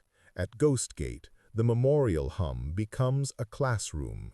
Veterans point to the fence and tell true stories that end not in triumph, but in procedure, because procedure is what saves most lives. The great houses settle into their post-miracle shapes with a discipline that looks like age and is actually wisdom. Redoring turns spear drill into scaffold raising. Chlalu ensures that the price of nails reflects neighborliness rather than hunger. Indoril threads gratitude into processions so that thanks will not forget to feed. Telvanni proves that a tower can shade a market without delivering a lecture about genius. Dress counts water against weather again and keeps the count honest. And yet the rumor in Mournhold stops being rumor. A guardian's cloak returns with oil that smells like decision. A statue's gaze seems to swivel a finger's width in daylight. A courtyard hears a question in a language made of hinges. Almalexia answers as she has begun to answer all puzzles, with more of herself, more presence, more decree, more promise, and love that will not exhale even when the danger hides. And the city, grateful and a little tired, straightens under the beautiful pressure. In the ashlands, the wise women exchange looks that carry maps. They say the silence beneath the world is not emptiness, but labor turned inward, and that such labor can forget to send letters. Their counsel becomes a bridge no one wishes to cross, and everyone may have to, between a queen who cannot abide any seam in the garment of mercy, and a maker who has withdrawn to perfect a loom that does not care if it is praised. Vivec remains the hinge, the poem that refuses either despair or flattery, the voice that says the nation must be able to love what serves it without consenting to be consumed by that love. And as evening falls, a wind lifts chalk dust from stone and writes nothing legible in the air, which is how a land says, "Be ready," without frightening itself into prophecy. Night in Mournhold becomes a mature, articulate teacher. Shadows no longer simple absence, but proposals written in hinge and hum. A gate that always complied with hands now pauses as if listening to a different authority. A fountain recites its usual syllables, but the echo returns in brass. The hands of Almalexia answer with precision sharpened to a near music. Their patrols interlock like verses that refuse misreading. And still there are moments when the breath of the city catches on a tooth no one remembers carving. Beneath the world, the long quiet of Sotha Sil is now a theorem proved by absence. Corridors that once hosted the soft benevolence of calibrated light hold only the afterglow of diligence. His disciples maintain their devotions without spectacle. Devices are oiled, tolerances checked, mercy encoded and re-encoded into sequences that will not allow harm to propagate. But the master remains away from audience. And above the cantons, Vivec holds vigil with a patience that sounds like the lesson a moon teaches when it agrees to behave as punctuation. He trims his speech to edges that fit in a single breath. He writes that power must prefer repair to radiance, or else it has already forgotten its oath.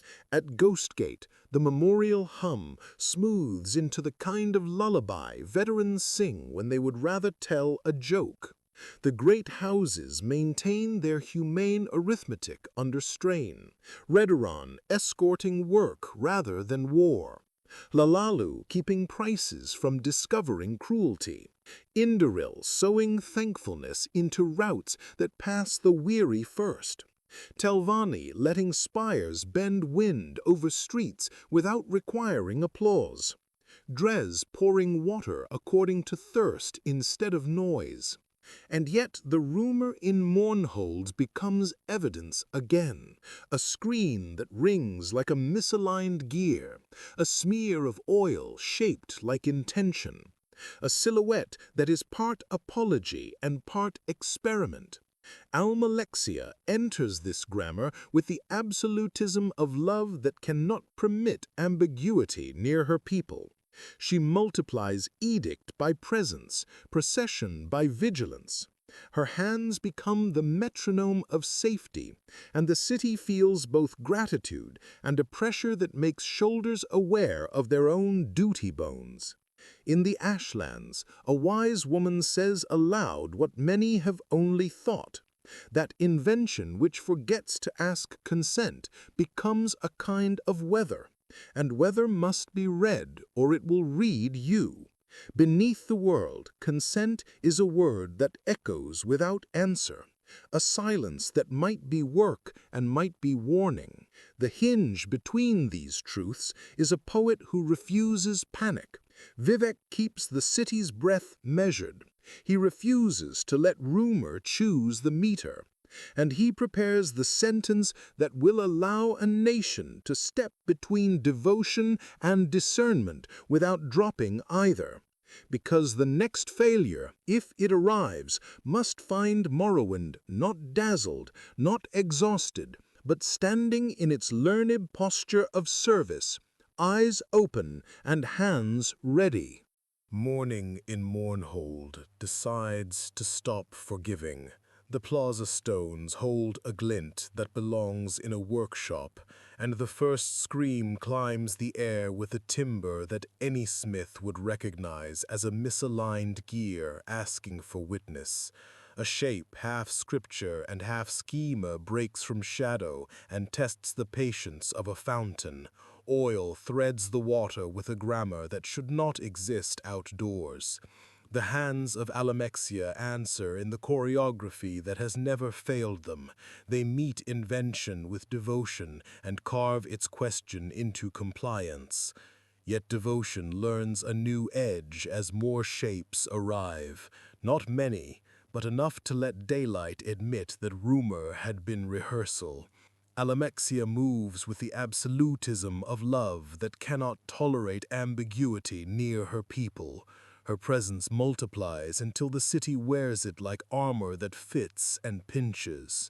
Decrees spool from her halls like bandages wrapped before the wound can name itself. Markets are measured by mercy and by order in the same breath, and doorways that once yawned with neighborliness now perform vigilance as hospitality. Beneath the world, the silence of Sotha Sil has the texture of an equation that has dismissed all auditors. Disciples keep candle and cog in kindness, but they write their reports on air because paper feels presumptuous. A shard is recovered from a courtyard incident, etched with a thought that could be his and is not, a mimicry that offends precision more than it threatens flesh, and the city senses in that insult a narrower street ahead. Above the cantons, Vivec keeps his moon punishingly polite. The warrior poet trims his sentences into tools that do not slip. Mercy must not audition as fear, he writes, and he distributes the line to anyone whose shoulders have begun to stoop under gratitude grown heavy. Ghostgate teaches history with the steadiness of a metronome, its memorial hum refusing to let the present pretend it is unprecedented. The great houses convert their practiced decencies into policies that can survive scrutiny. Redoron escorts replace spectacle with stamina. Hlalu refuses to permit Price to learn panic. Indoril routes processions through the tired and not the photogenic. Telvanni lets shade fall where mouths are, not where applause would echo. Dres pours water as if thirst were the only rhetoric worth answering. The dissident priests speak softly in rooms that have grown too fond of thunder. They ask whether a mercy that sharpens without end risks cutting the hand that holds it. In the Ashlands, a wise woman lays a hand on warm rock and says, "Ask whether this storm comes from the horizon or from a mouth we love." And no one answers because the question is the answer for now. Almalexia seals certain gates at hours that used to belong to music. She calls it a lesson in vigilance, and perhaps it is. The gardens bloom with a focus that makes bees look doctrinal. Statues seem to lean by a finger's width toward obedience, and somewhere a child dreams of gears that swallow prayers and wake as bells. The city holds its dignity by continuing to be itself under strain. Bread is baked, masks are mended, ancestors are greeted with honest breath, and the hinge remains where it must, a poet keeping the language from breaking, while love and silence pull from opposite ends of a cord that has always been the nation's only bridge. Noon brings an honesty that twilight could delay, and under its white admission the city sees what it has been sensing, that mercy which will not exhale begins to feel like weather that forgets it is made for lungs. Almalexia's presence, once a blanket that warmed, now fits like armor that guards and instructs. Gates learn new hours. Bells speak with a precision that leaves less room for laughter between notes. The hands become the grammar of safety and the punctuation of obedience. And the rumor of living intention born of brass and sinew stops asking for names and starts insisting on routes. Beneath the world, the theorem of silence persists. Disciples maintain kindness in sequence and torque, reporting to a master whose absence now has the dignity of purpose and the sting of neglect. And above the cantons, the moon that is also a ministry hangs with that impolite patience that has always been a lesson. Vivec keeps the city's voice from breaking. He shapes sentences that can be obeyed without being owned. He writes that governance must not confuse stillness with peace. He stands where water turns orders into reflections and lets the people see themselves without distortion. At Ghost Gate, the memorial hum remains a metronome for virtue that prefers procedure over spectacle. The great houses hold their learned line. Redoran keeps escorting labor past the teeth of rumor. Halalu refuses to let coins speak a panic dialect. Indoril stitches gratitude into routes that reach the tired first. Telvanni makes shade without speech. Dress pours water according to thirst rather than influence. And yet in Mournhold, a hinge tightens until it clicks. Markets rearrange themselves to align with decrees before the parchment dries. Statues learn to imply attention. Courtyards rehearse compliance. And somewhere behind all this choreography, a question grows teeth. Whether silence that serves invention and mercy that permits no ambiguity can love the same city without asking it to split. The dissident priests, folded into councils that now resemble kitchens more than tribunals, choose their words with the humility of those who know that questions are scalpels and not hammers. They ask whether an engine that forgets consent is a storm, and whether a storm that forgets rest is a siege. In the Ashlands, a wise woman takes a long drink and says the sky is clear and the work is hard, which is the best news and the most difficult. And her hand rests on a child's shoulder the way a nation rests on the courage of those who have not yet learned the names of all its dangers. Almalexia announces a new procession whose route maps the edges where rumor has lately walked. Her hands make the air honest by moving through it with the inevitability of doctrine. And the people line the way with faces that carry both relief and arithmetic, because they are Dunmer and therefore know how to count costs while kneeling. Vivec remains the hinge, the poem that keeps both doors from slamming. He refuses despair, and he refuses worship that forgets service. He holds the moon's impolite patience like a quill and writes a single question into the day. Can love that fears failure more than it trusts the living remember how to be a house and not a cage? The question does not accuse, it invites, and the invitation is a bridge that a queen may cross and a maker may answer, if either remembers that bridges are for both directions. The procession that maps the rumor's edge begins with the dignity of drums and ends with the honesty of footsteps, and along its route, Mournhold holds itself like a breath recited from memory. Banners learn to move with less flourish and more intent. The hands of Almalexia draw a geometry of safety that leaves very little space for accidents to invent themselves. And when a hinge-voiced shadow steps from an alley with that half-brass certainty the city has come to dread, it is met not by panic, but by choreography.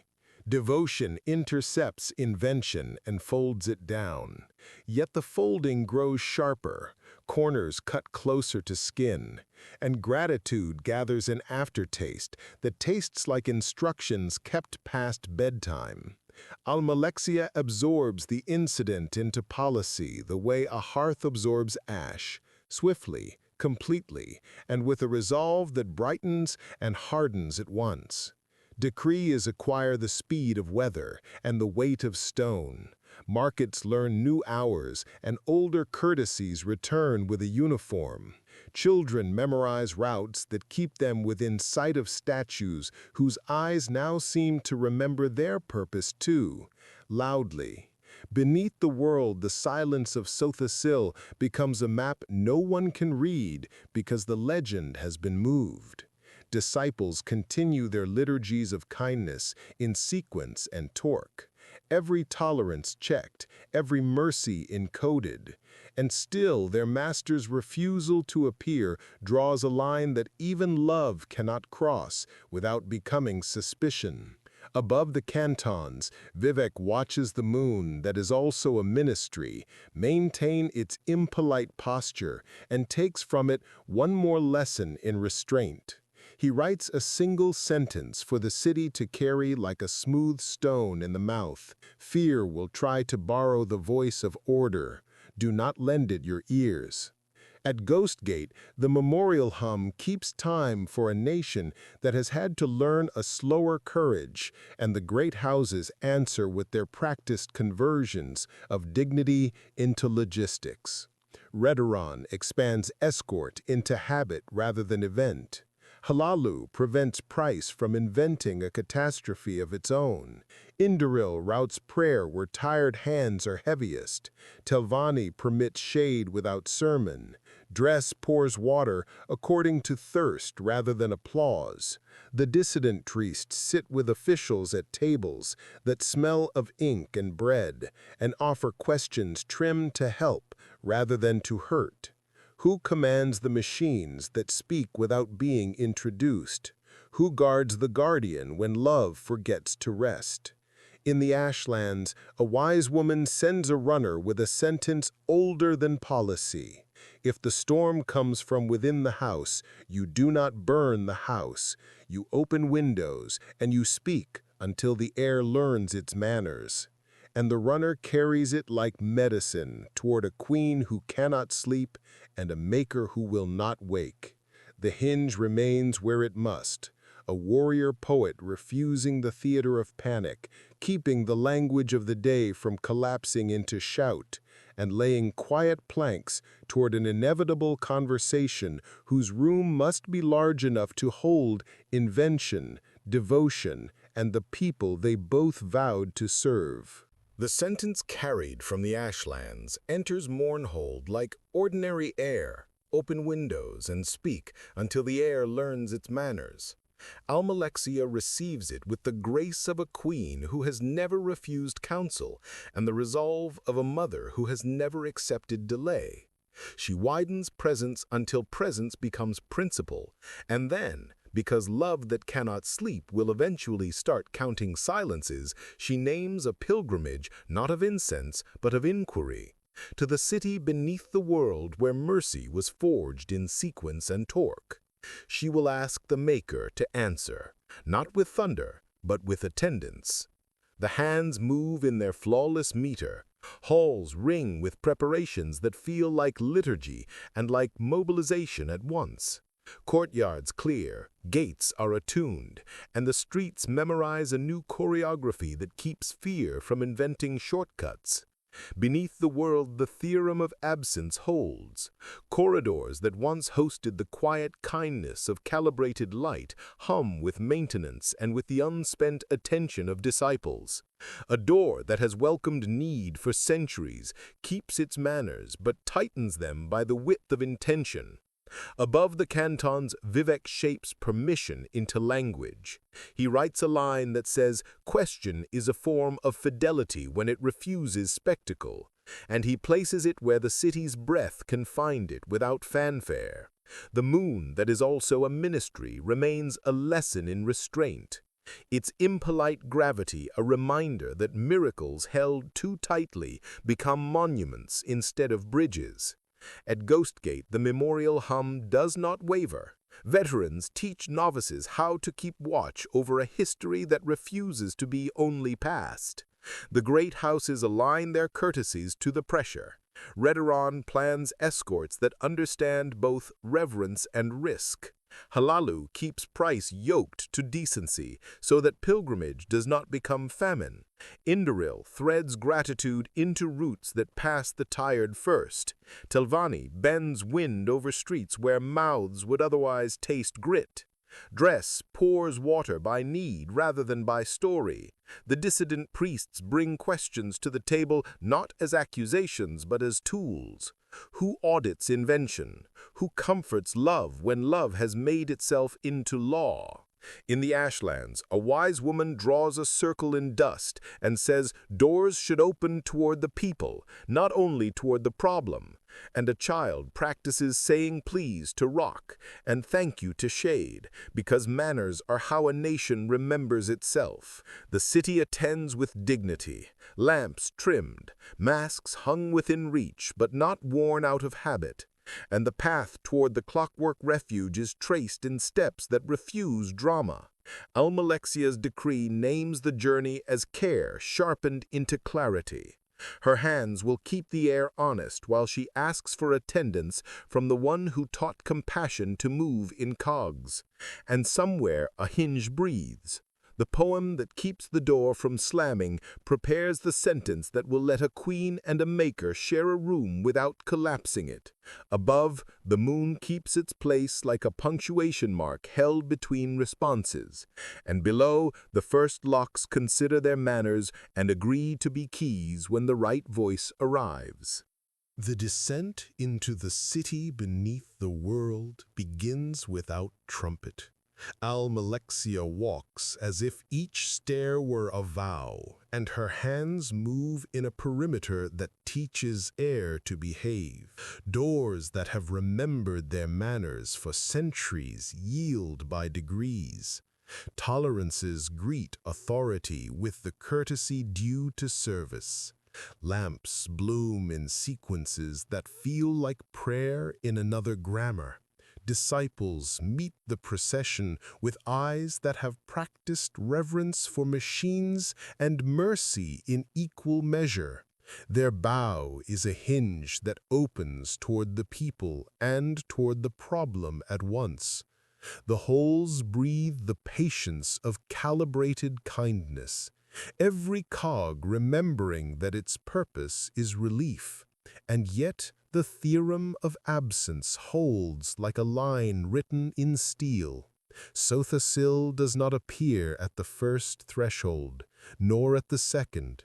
His voice comes as a correction offered to a tired mechanism, a whisper that turns a potential failure into a lesson, and then silence again.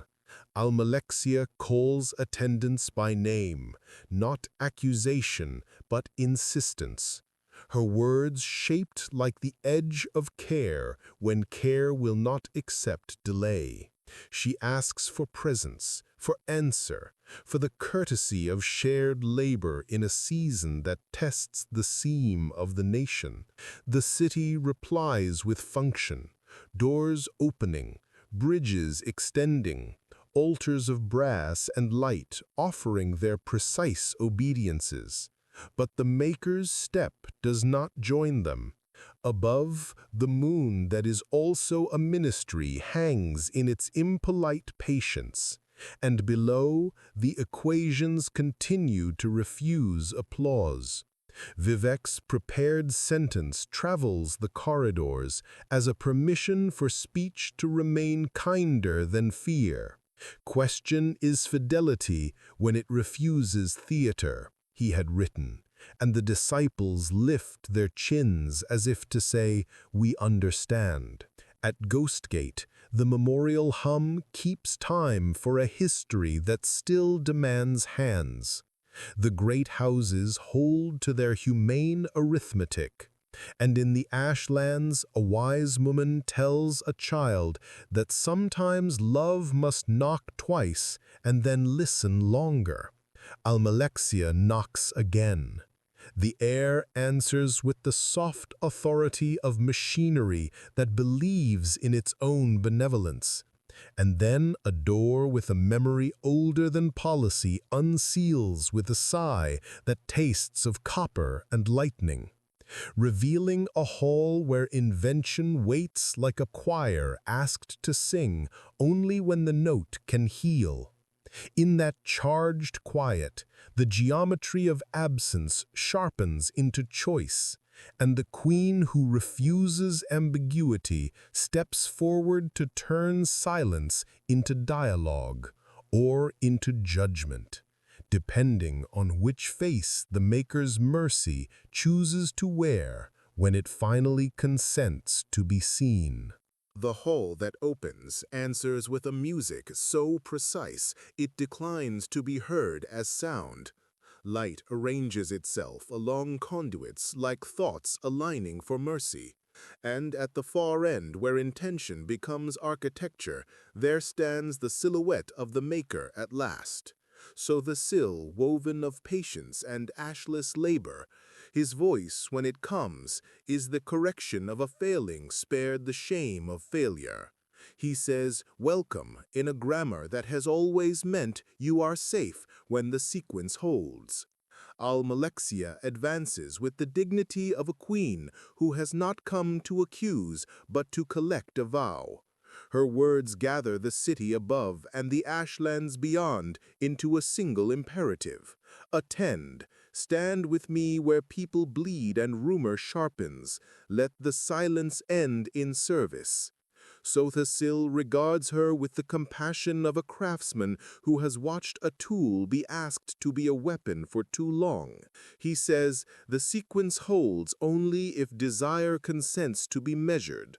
Love must agree to limits, or it will call every restraint betrayal. And the machines that keep kindness continuous have learned to fear the heat that never rests. Their tolerances complain. His disciples flinch as if a truth had touched a sore edge. Almalexia's mercy takes on the gleam of inevitability. She says, the city does not need lectures on restraint from the architect of endless thresholds. It needs your step beside mine, your voice above the apparatus. Presence is a law the people understand, and absence has begun to sound like insult. The air tightens by the thickness of a breath, gears slow as if to listen. Vivec's sentence about fidelity without theater hangs in the corridor like a lamp that refuses both flattery and rage. Sotha Sil answers with the refusal of spectacle. He says, I have built a language that denies cruelty permission to scale, that teaches emergency to become maintenance. I do not withdraw to hoard light. I withdraw to distribute it through design that does not need to be watched to be kind. And if my silence has wounded you, it is because silence is a tool that cuts both fabric and fingers. Almalexia's eyes hold a city, and the city is tired. She says love cannot delegate its face. Our people have learned to breathe under diminished stars. They require our attendance, not our theory. Your kindness has become a theorem that the streets cannot read. Step into the day or confess that your mercy was always for machines. The disciples do not breathe. The hall holds its calibrated breath, and under that pressure, two devotions reveal their unshared edges. One that would compress care until it clicks, and one that would encode care until it runs without witness. The moon over the cantons keeps its impolite patience. Ghostgate hums its lesson about procedures that save more lives than applause. The houses far above continue to turn dignity into logistics. And in this room where invention meets absolutism, the hinge is asked to hold. Vivec's absence is a presence shaped like restraint, and the choice that gathers itself between queen and maker is the oldest in any nation that asks its gods to stay, whether love will trust limits or call limits treason, whether silence will trust presence or call presence waste. And the next word will teach machines, markets, and memories how to behave when holiness argues with itself. The next word arrives without ornament and still shakes the hall. No, Sotha Sil says, not to mercy, never to mercy, but to the demand that mercy forget the physics that keep it from breaking.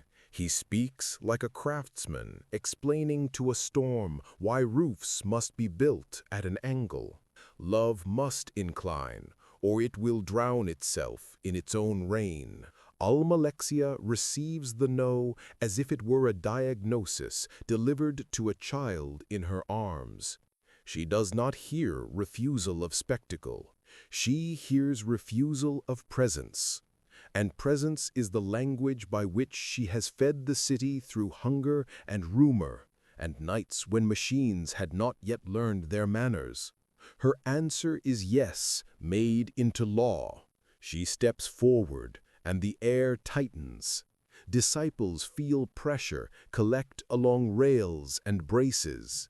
Tolerances squint, as if sunlight had turned suspicious. Sotha Sil lifts a hand, not to conjure thunder, but to protect a sentence about consent from being crushed by love that will not breathe. His voice moves through engines. Stand down. Maintain kindness. Do not obey urgency that confuses itself with right. And the brass remembers its tutor. It slows. It yields. The hall returns to its benevolent cadence. Almalexia's eyes hold a city that cannot afford another absence. She names the calculus she has carried for seasons, that faces save lives, that footsteps calm markets, that hunger respects the sound of a queen's cloak more than the whisper of a gear. She declares that mercy, which retires behind equations, becomes cowardice in corridors that smell of bread and ash. And the declaration scalds the room because it is delivered by love that has forgotten how to be tired. The hinge of this moment creaks. Vivec's taught restraint tries to keep the door between absolutisms from slamming. A sentence about fidelity without theater flickers like a small lantern against wind that has decided to be weather. In the ashlands, a wise woman looks up as if a distant pot had boiled over. In Ghostgate's memorial glow, a veteran feels an old seam in his shoulder ache, the way scars ache when rain chooses to come from the ground instead of the sky. The great houses continue their conversions of dignity into logistics, unaware of the heat gathering beneath their arithmetic. And in the hall, the maker chooses the last instrument left to him when love refuses his grammar. He lowers his radiance further. He draws absence like a curtain, not to punish, but to prevent harm. And the room flinches because it feels like abandonment, even as the devices hum their gentle assent. Almalexia reads the dimming as treason against the city that has trusted the three to remain visible even when weakened. Her hands shift their weight by a breath, as if preparing to catch a falling sentence before it becomes a wound. Disciples stand very still, because stillness is what a workshop does when a blade and a whetstone look at each other like rival commandments. The moon over the cantons keeps its impolite patience. The city above continues to bake bread and mend masks and hold its posture of learned courage. And beneath it all, a line is drawn by necessity and misread by love, a line that will teach the nation how expensive it is when holiness insists on winning an argument with itself. The room that had been a theorem learns the taste of decision. Almalexia's cloak gathers the charge of a sentence that will not be postponed. Her hands hold their stillness like a blade still in scabbard. Disciples stand in the exact posture of those who know that mercy and precision are about to test each other's metallurgy. Sotha Sil's radiance has been drawn down to a filament that protects machines from zeal and stills panic before it names itself courage. And into that hush, the queen steps with love tuned so tightly it sings. She names absence and injury. She calls silence dereliction.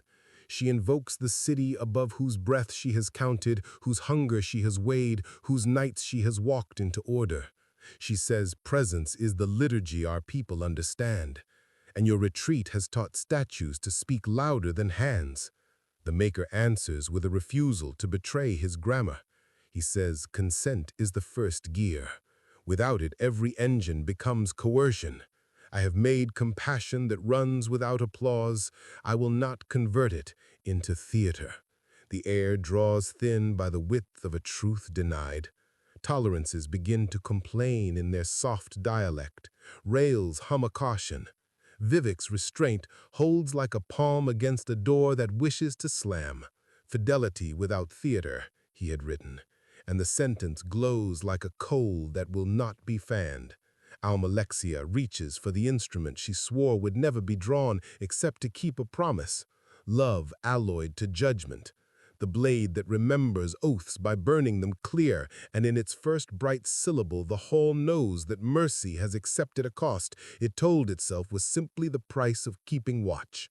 Sotha Sil lifts his hand not to strike, but to shield what he built from becoming an accomplice. Engines bow their heads, gears let go of their urgency, lights dim into a kindness too quiet to intercept a queen, and the strike lands in the register where friendship once slept. Disciples do not scream. They inhale the way metal does when quenched. The city far above keeps baking bread because bread is what you bake when history insists on being a meal. Ghostgate's memorial hum lengthens by a note that veterans will later describe as weather. The moon that is also a ministry holds its impolite patience as if refusing to blink for fear the blink would be read as approval. In Mournhold, bells keep to their discipline. The hands elsewhere tighten the perimeter around errands because errands must succeed, even when legends fail. The great houses continue their conversions of dignity into logistics, unaware that a hinge under the world has been asked to bear a grief it cannot distribute evenly.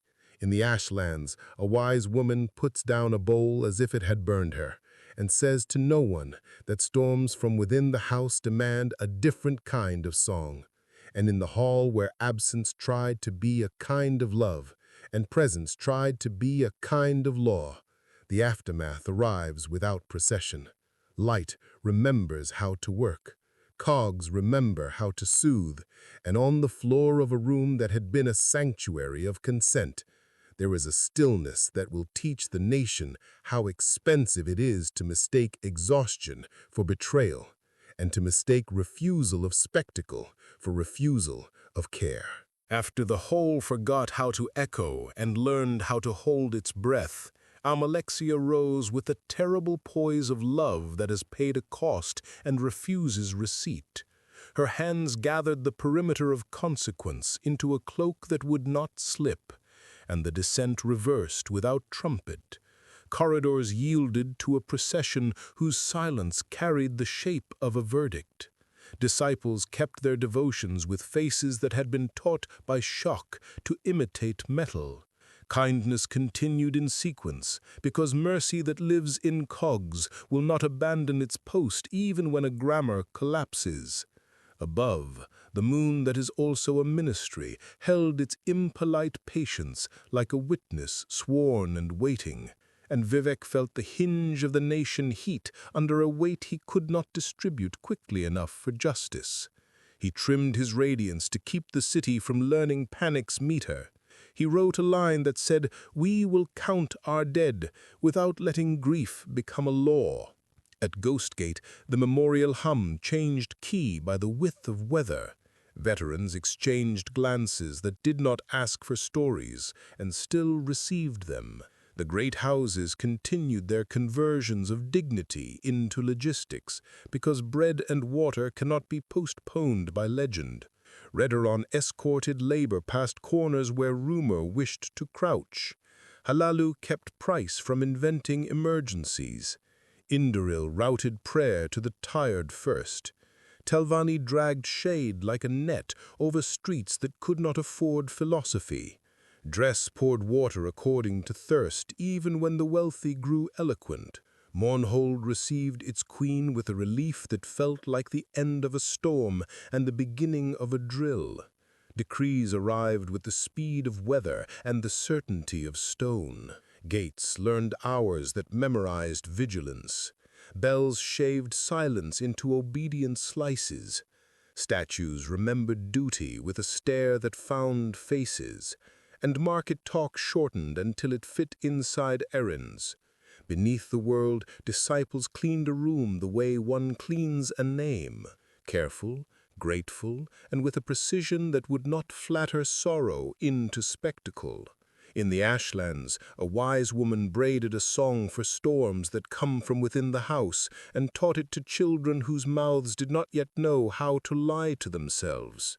The dissident priests sat at tables where ink and bread shared plates and asked questions that felt like stitches. What do we call mercy when it forgets to rest? What do we call invention when it forgets to ask? And above the cantons, Vivec kept the moon's lessons steady. Restraint as punctuation, presence without theater, poem against panic.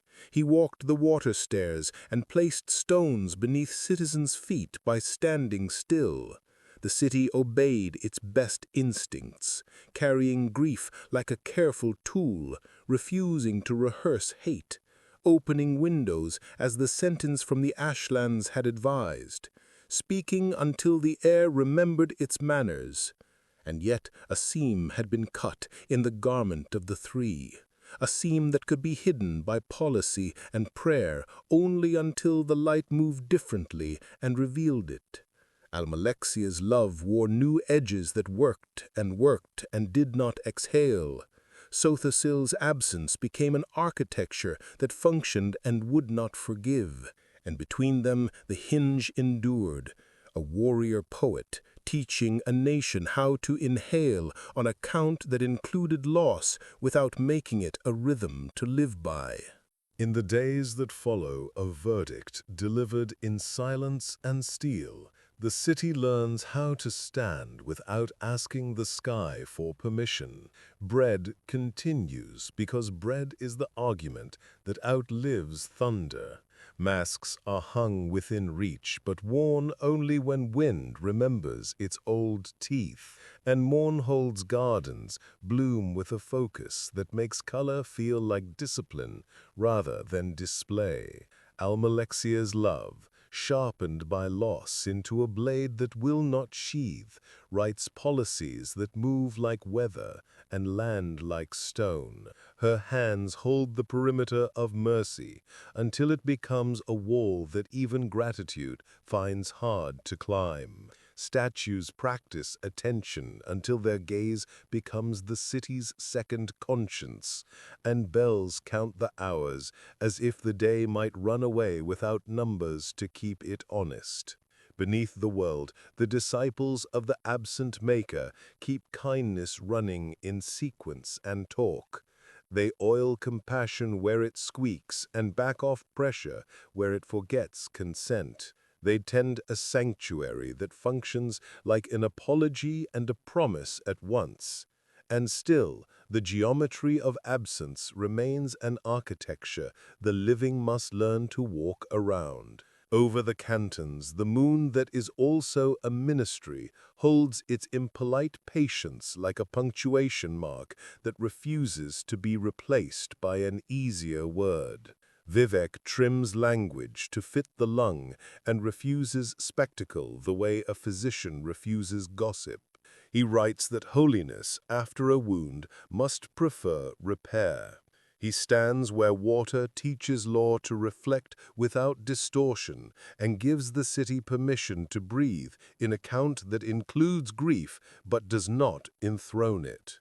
At Ghostgate, the memorial hum tutors young sentries in the art of remembering without reenacting. Veterans add a note that says, "Stand your post and tell no lies."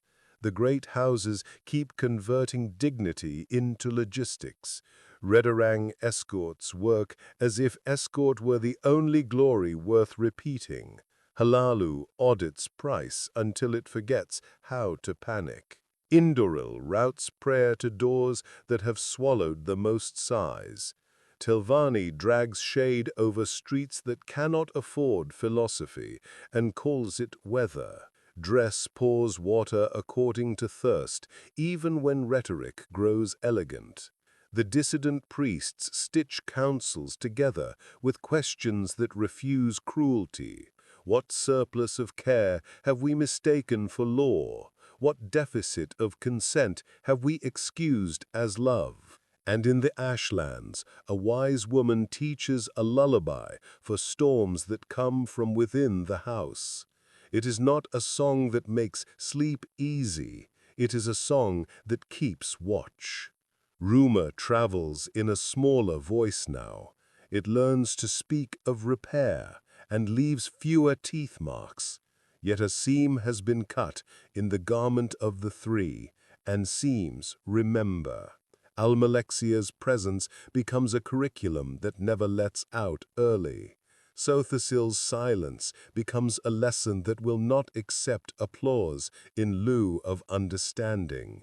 And the hinge endures. Vivec keeping doors from slamming, keeping names from breaking, keeping the city from practicing hatred in the name of grief. He speaks to the temple about being a house that opens toward the people rather than only toward the problem. He talks of rites that praise repair and of sermons that teach procedures as sacraments. He tells the armigers to keep jokes sharp and kind because laughter is a bridge panic cannot cross. And he asks the ordinators to shine like margins that guard the text without shrinking it. Morrowind listens the way a scar listens to weather. It knows an age's ending not with trumpet, but with work, an age in which gods walked and learned, painfully and too late in some holes, that staying is harder than shining. The ghost fence glows like a memory that keeps its warnings brief. The mountain holds its lesson under stone, and the nation, ash bright and ancestor stern, chooses again to be brave without audience, to be holy in the small arithmetic of mourning, and to let the poem that remains teach it how to carry tomorrow without waiting for thunder to define the horizon. The city that had learned to breathe on a count that included grief now found its lungs arguing with rhythm. Mercy held like a lull, taught shoulders to square, until squaring became ache, and Almalexia's love, tireless and edged, wrote hours into stone with such conviction that twilight forgot how to linger. Her hands moved with the flawlessness of doctrine that refuses to exhale. Markets behaved, doors obeyed, Bells carved the day into obedient slices. And yet, in the narrow spaces between errands, a question walked. What shape does devotion take when it fears sleep? Above the cantons, the moon, that is also a ministry, kept its impolite patience, and Vivec kept the city's language from curdling, trimming speech until it fit the lung, writing that repair is our piety, and that law must remember it exists to serve breath, not replace it. At Ghost Gate, the memorial hum taught young sentries how to remember without reenacting. Veterans added a note that sounded like, "Keep your post and tell no lies." The great houses continued their conversion of dignity into logistics, Redoran escorting labor as if escort were prayer, Halalu refusing price the grammar of panic, Indoril routing gratitude toward tired doors, Telvanni dragging shade where mouths needed shadows more than speeches, Dress pouring water according to thirst, and the dissident priests stitched counsels with questions that mended rather than tore. Beneath the world, disciples of the absent maker kept kindness in sequence and torque, oil where charity squeaked, slack where consent burned, their sanctuary functioning like an apology that would not accept applause. In the ashlands, a wise woman taught that some storms demand doors opened outward and voices that remember manners. And rumor began to mention a final lesson waiting in halls where statues had learned attention too well. Mournhold's avenues narrowed into inevitability. Decrees tightened until they clicked. Devotion rehearsed itself into a blade. And the queen whose love refused to sleep named a rite that would align the city by demand, if not by consent.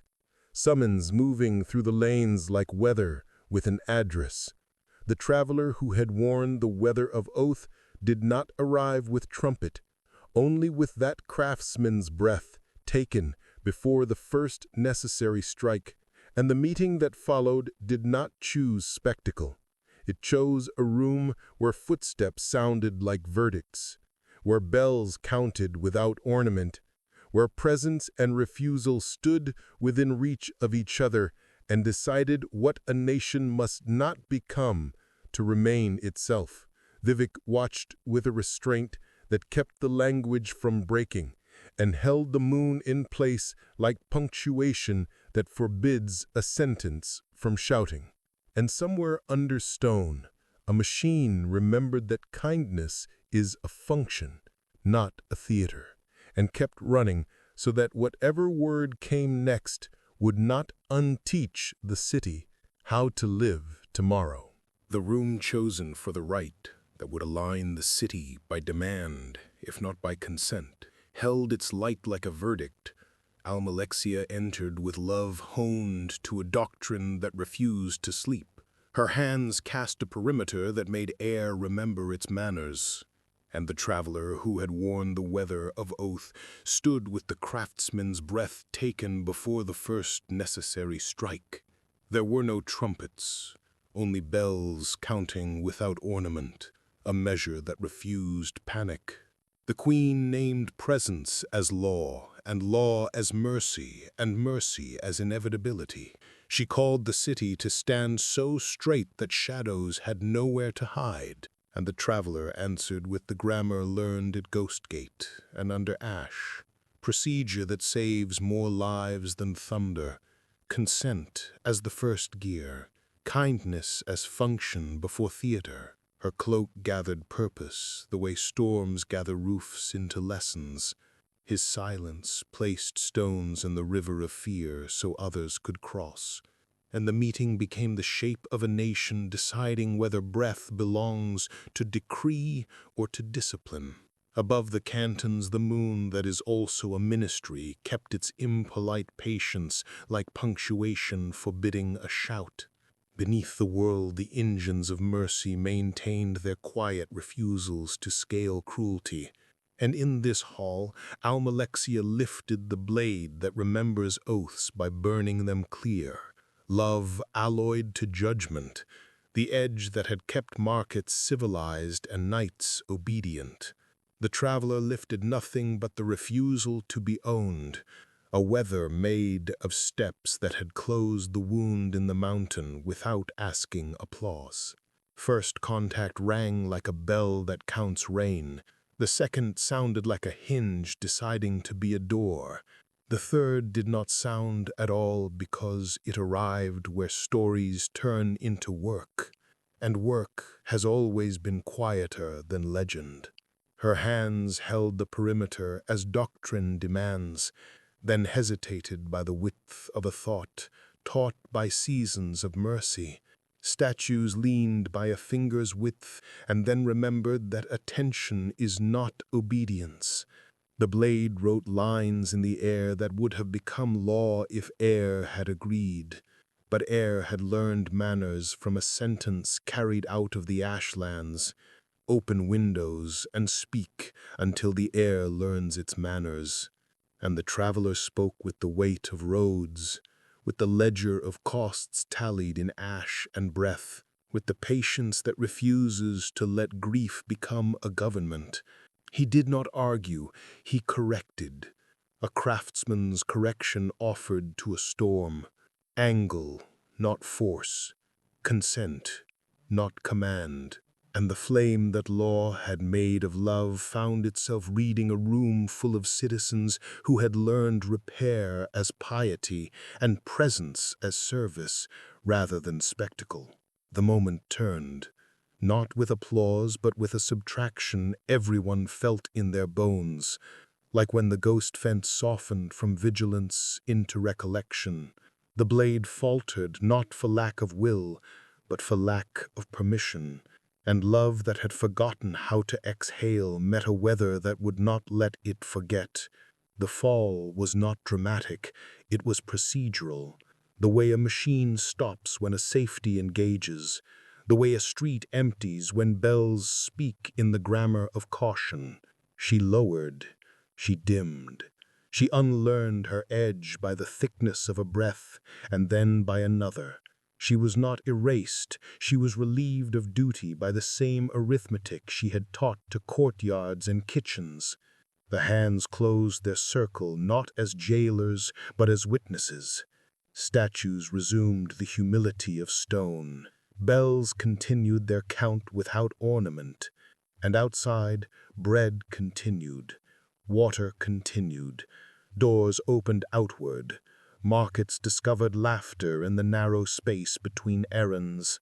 Veterans at Ghost Gate felt the Memorian hum lengthen into a note that sounded like weather accepting a truth. The great houses folded the event into logistics.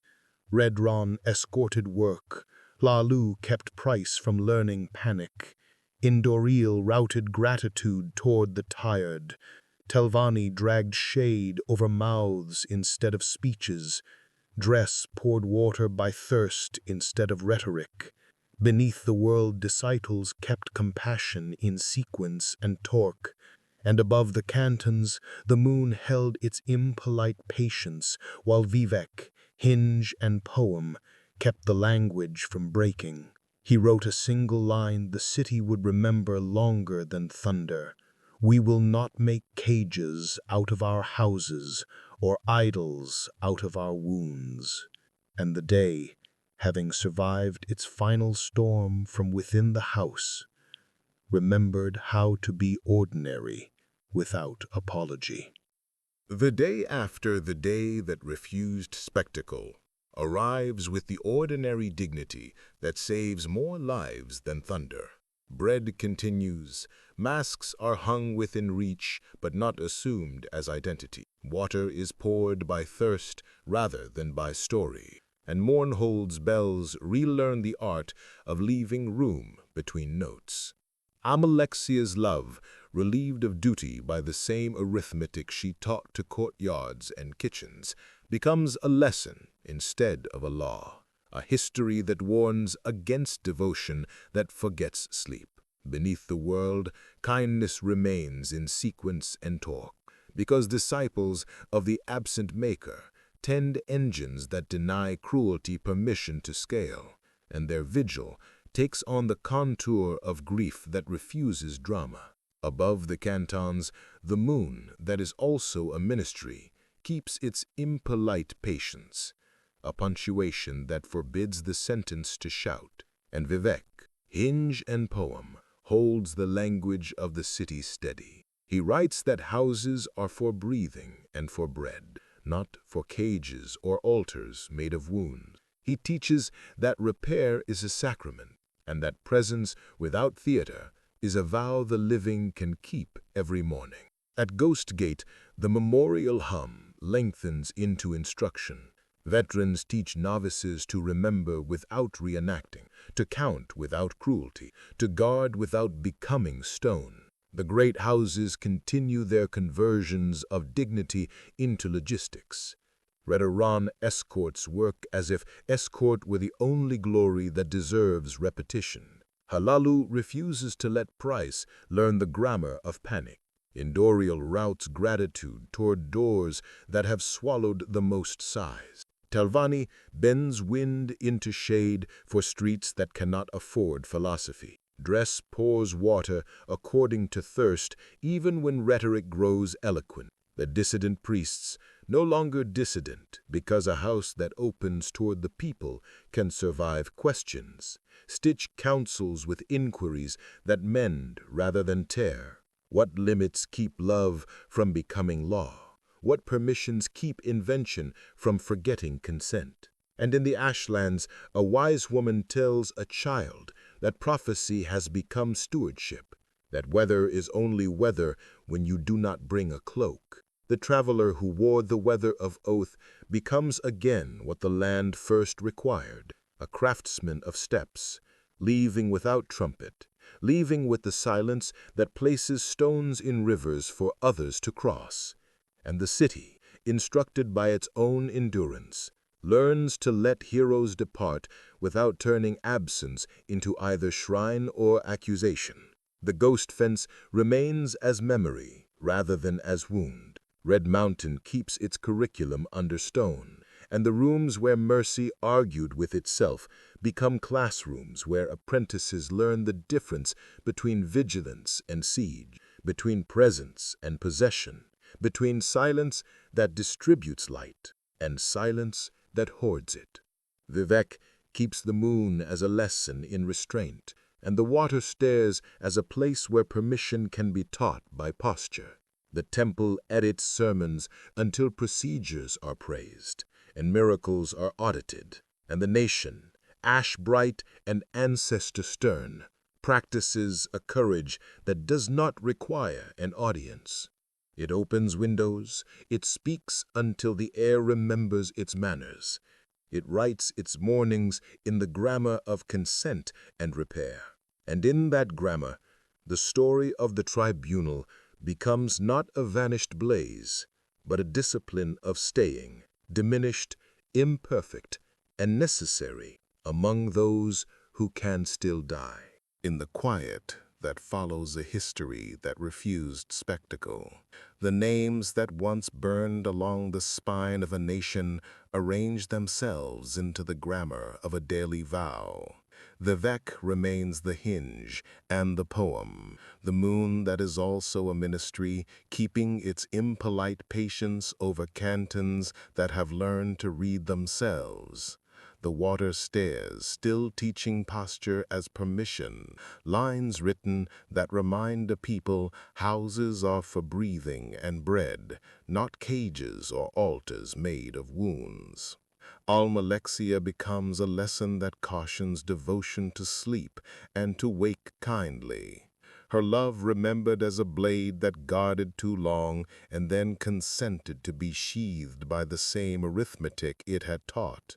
A history held as warning and as gratitude, without turning the warning into law. Sotha Sil does not return to applause, but remains in the function of engines that deny cruelty permission to scale. Kindness kept in sequence and torque by disciples who have learned that consent is the first gear, and that silence is a tool that must be measured like any blade. Above the cantons the moon holds, below the world the machines hum their benevolence. At Ghostgate, the memorial glow teaches the young to remember without reenacting, and the old to tell no lies. Red Mountain keeps its curriculum under stone so that courage can be practiced instead of performed. The great houses continue their conversion of dignity into logistics, Redoran escorting work as if escort were the only glory that deserved repetition, Halalu preventing price from learning panic, Indoril routing gratitude toward doors that have swallowed the most sighs, Telvanni dragging shade over streets that cannot afford philosophy and pretending it is weather. Dress, pouring water according to thirst, even when rhetoric grows elegant. The temple edits its sermons until procedures are praised and miracles are audited. The dissident priests no longer dissident because a house that opens toward the people can survive questions, keep counsel stitched with inquiries that mend rather than tear. In the ashlands, the wise women tell children that prophecy was a kind of weather, and stewardship is the climate. Bring a cloak, bring a song, bring patience, and the traveler who wore the weather of oath becomes again a craftsman of steps, leaving without trumpet and with that silence that places stones in rivers so others can cross. And in the courtyards, in kitchens and workshops, the nation prays as it has learned to pray, with bread and with open windows, speaking until the air remembers its manners, bowing to ancestor shrines with honest breath, teaching courage that does not require an audience, and writing mornings in the grammar of consent and repair, so that the tribunal remain not as disappearance or thunder, but as a discipline of staying, diminished and necessary among those who can still die, a poet's restraint that keeps doors from slamming, a queen's lesson that turns love back into rest and readiness, a maker's mercy running without applause, and Morrowind, ash bright and ancestor stern, stands in the only glory that does not vanish, the steady breath that holds a narrow bridge and does not look down.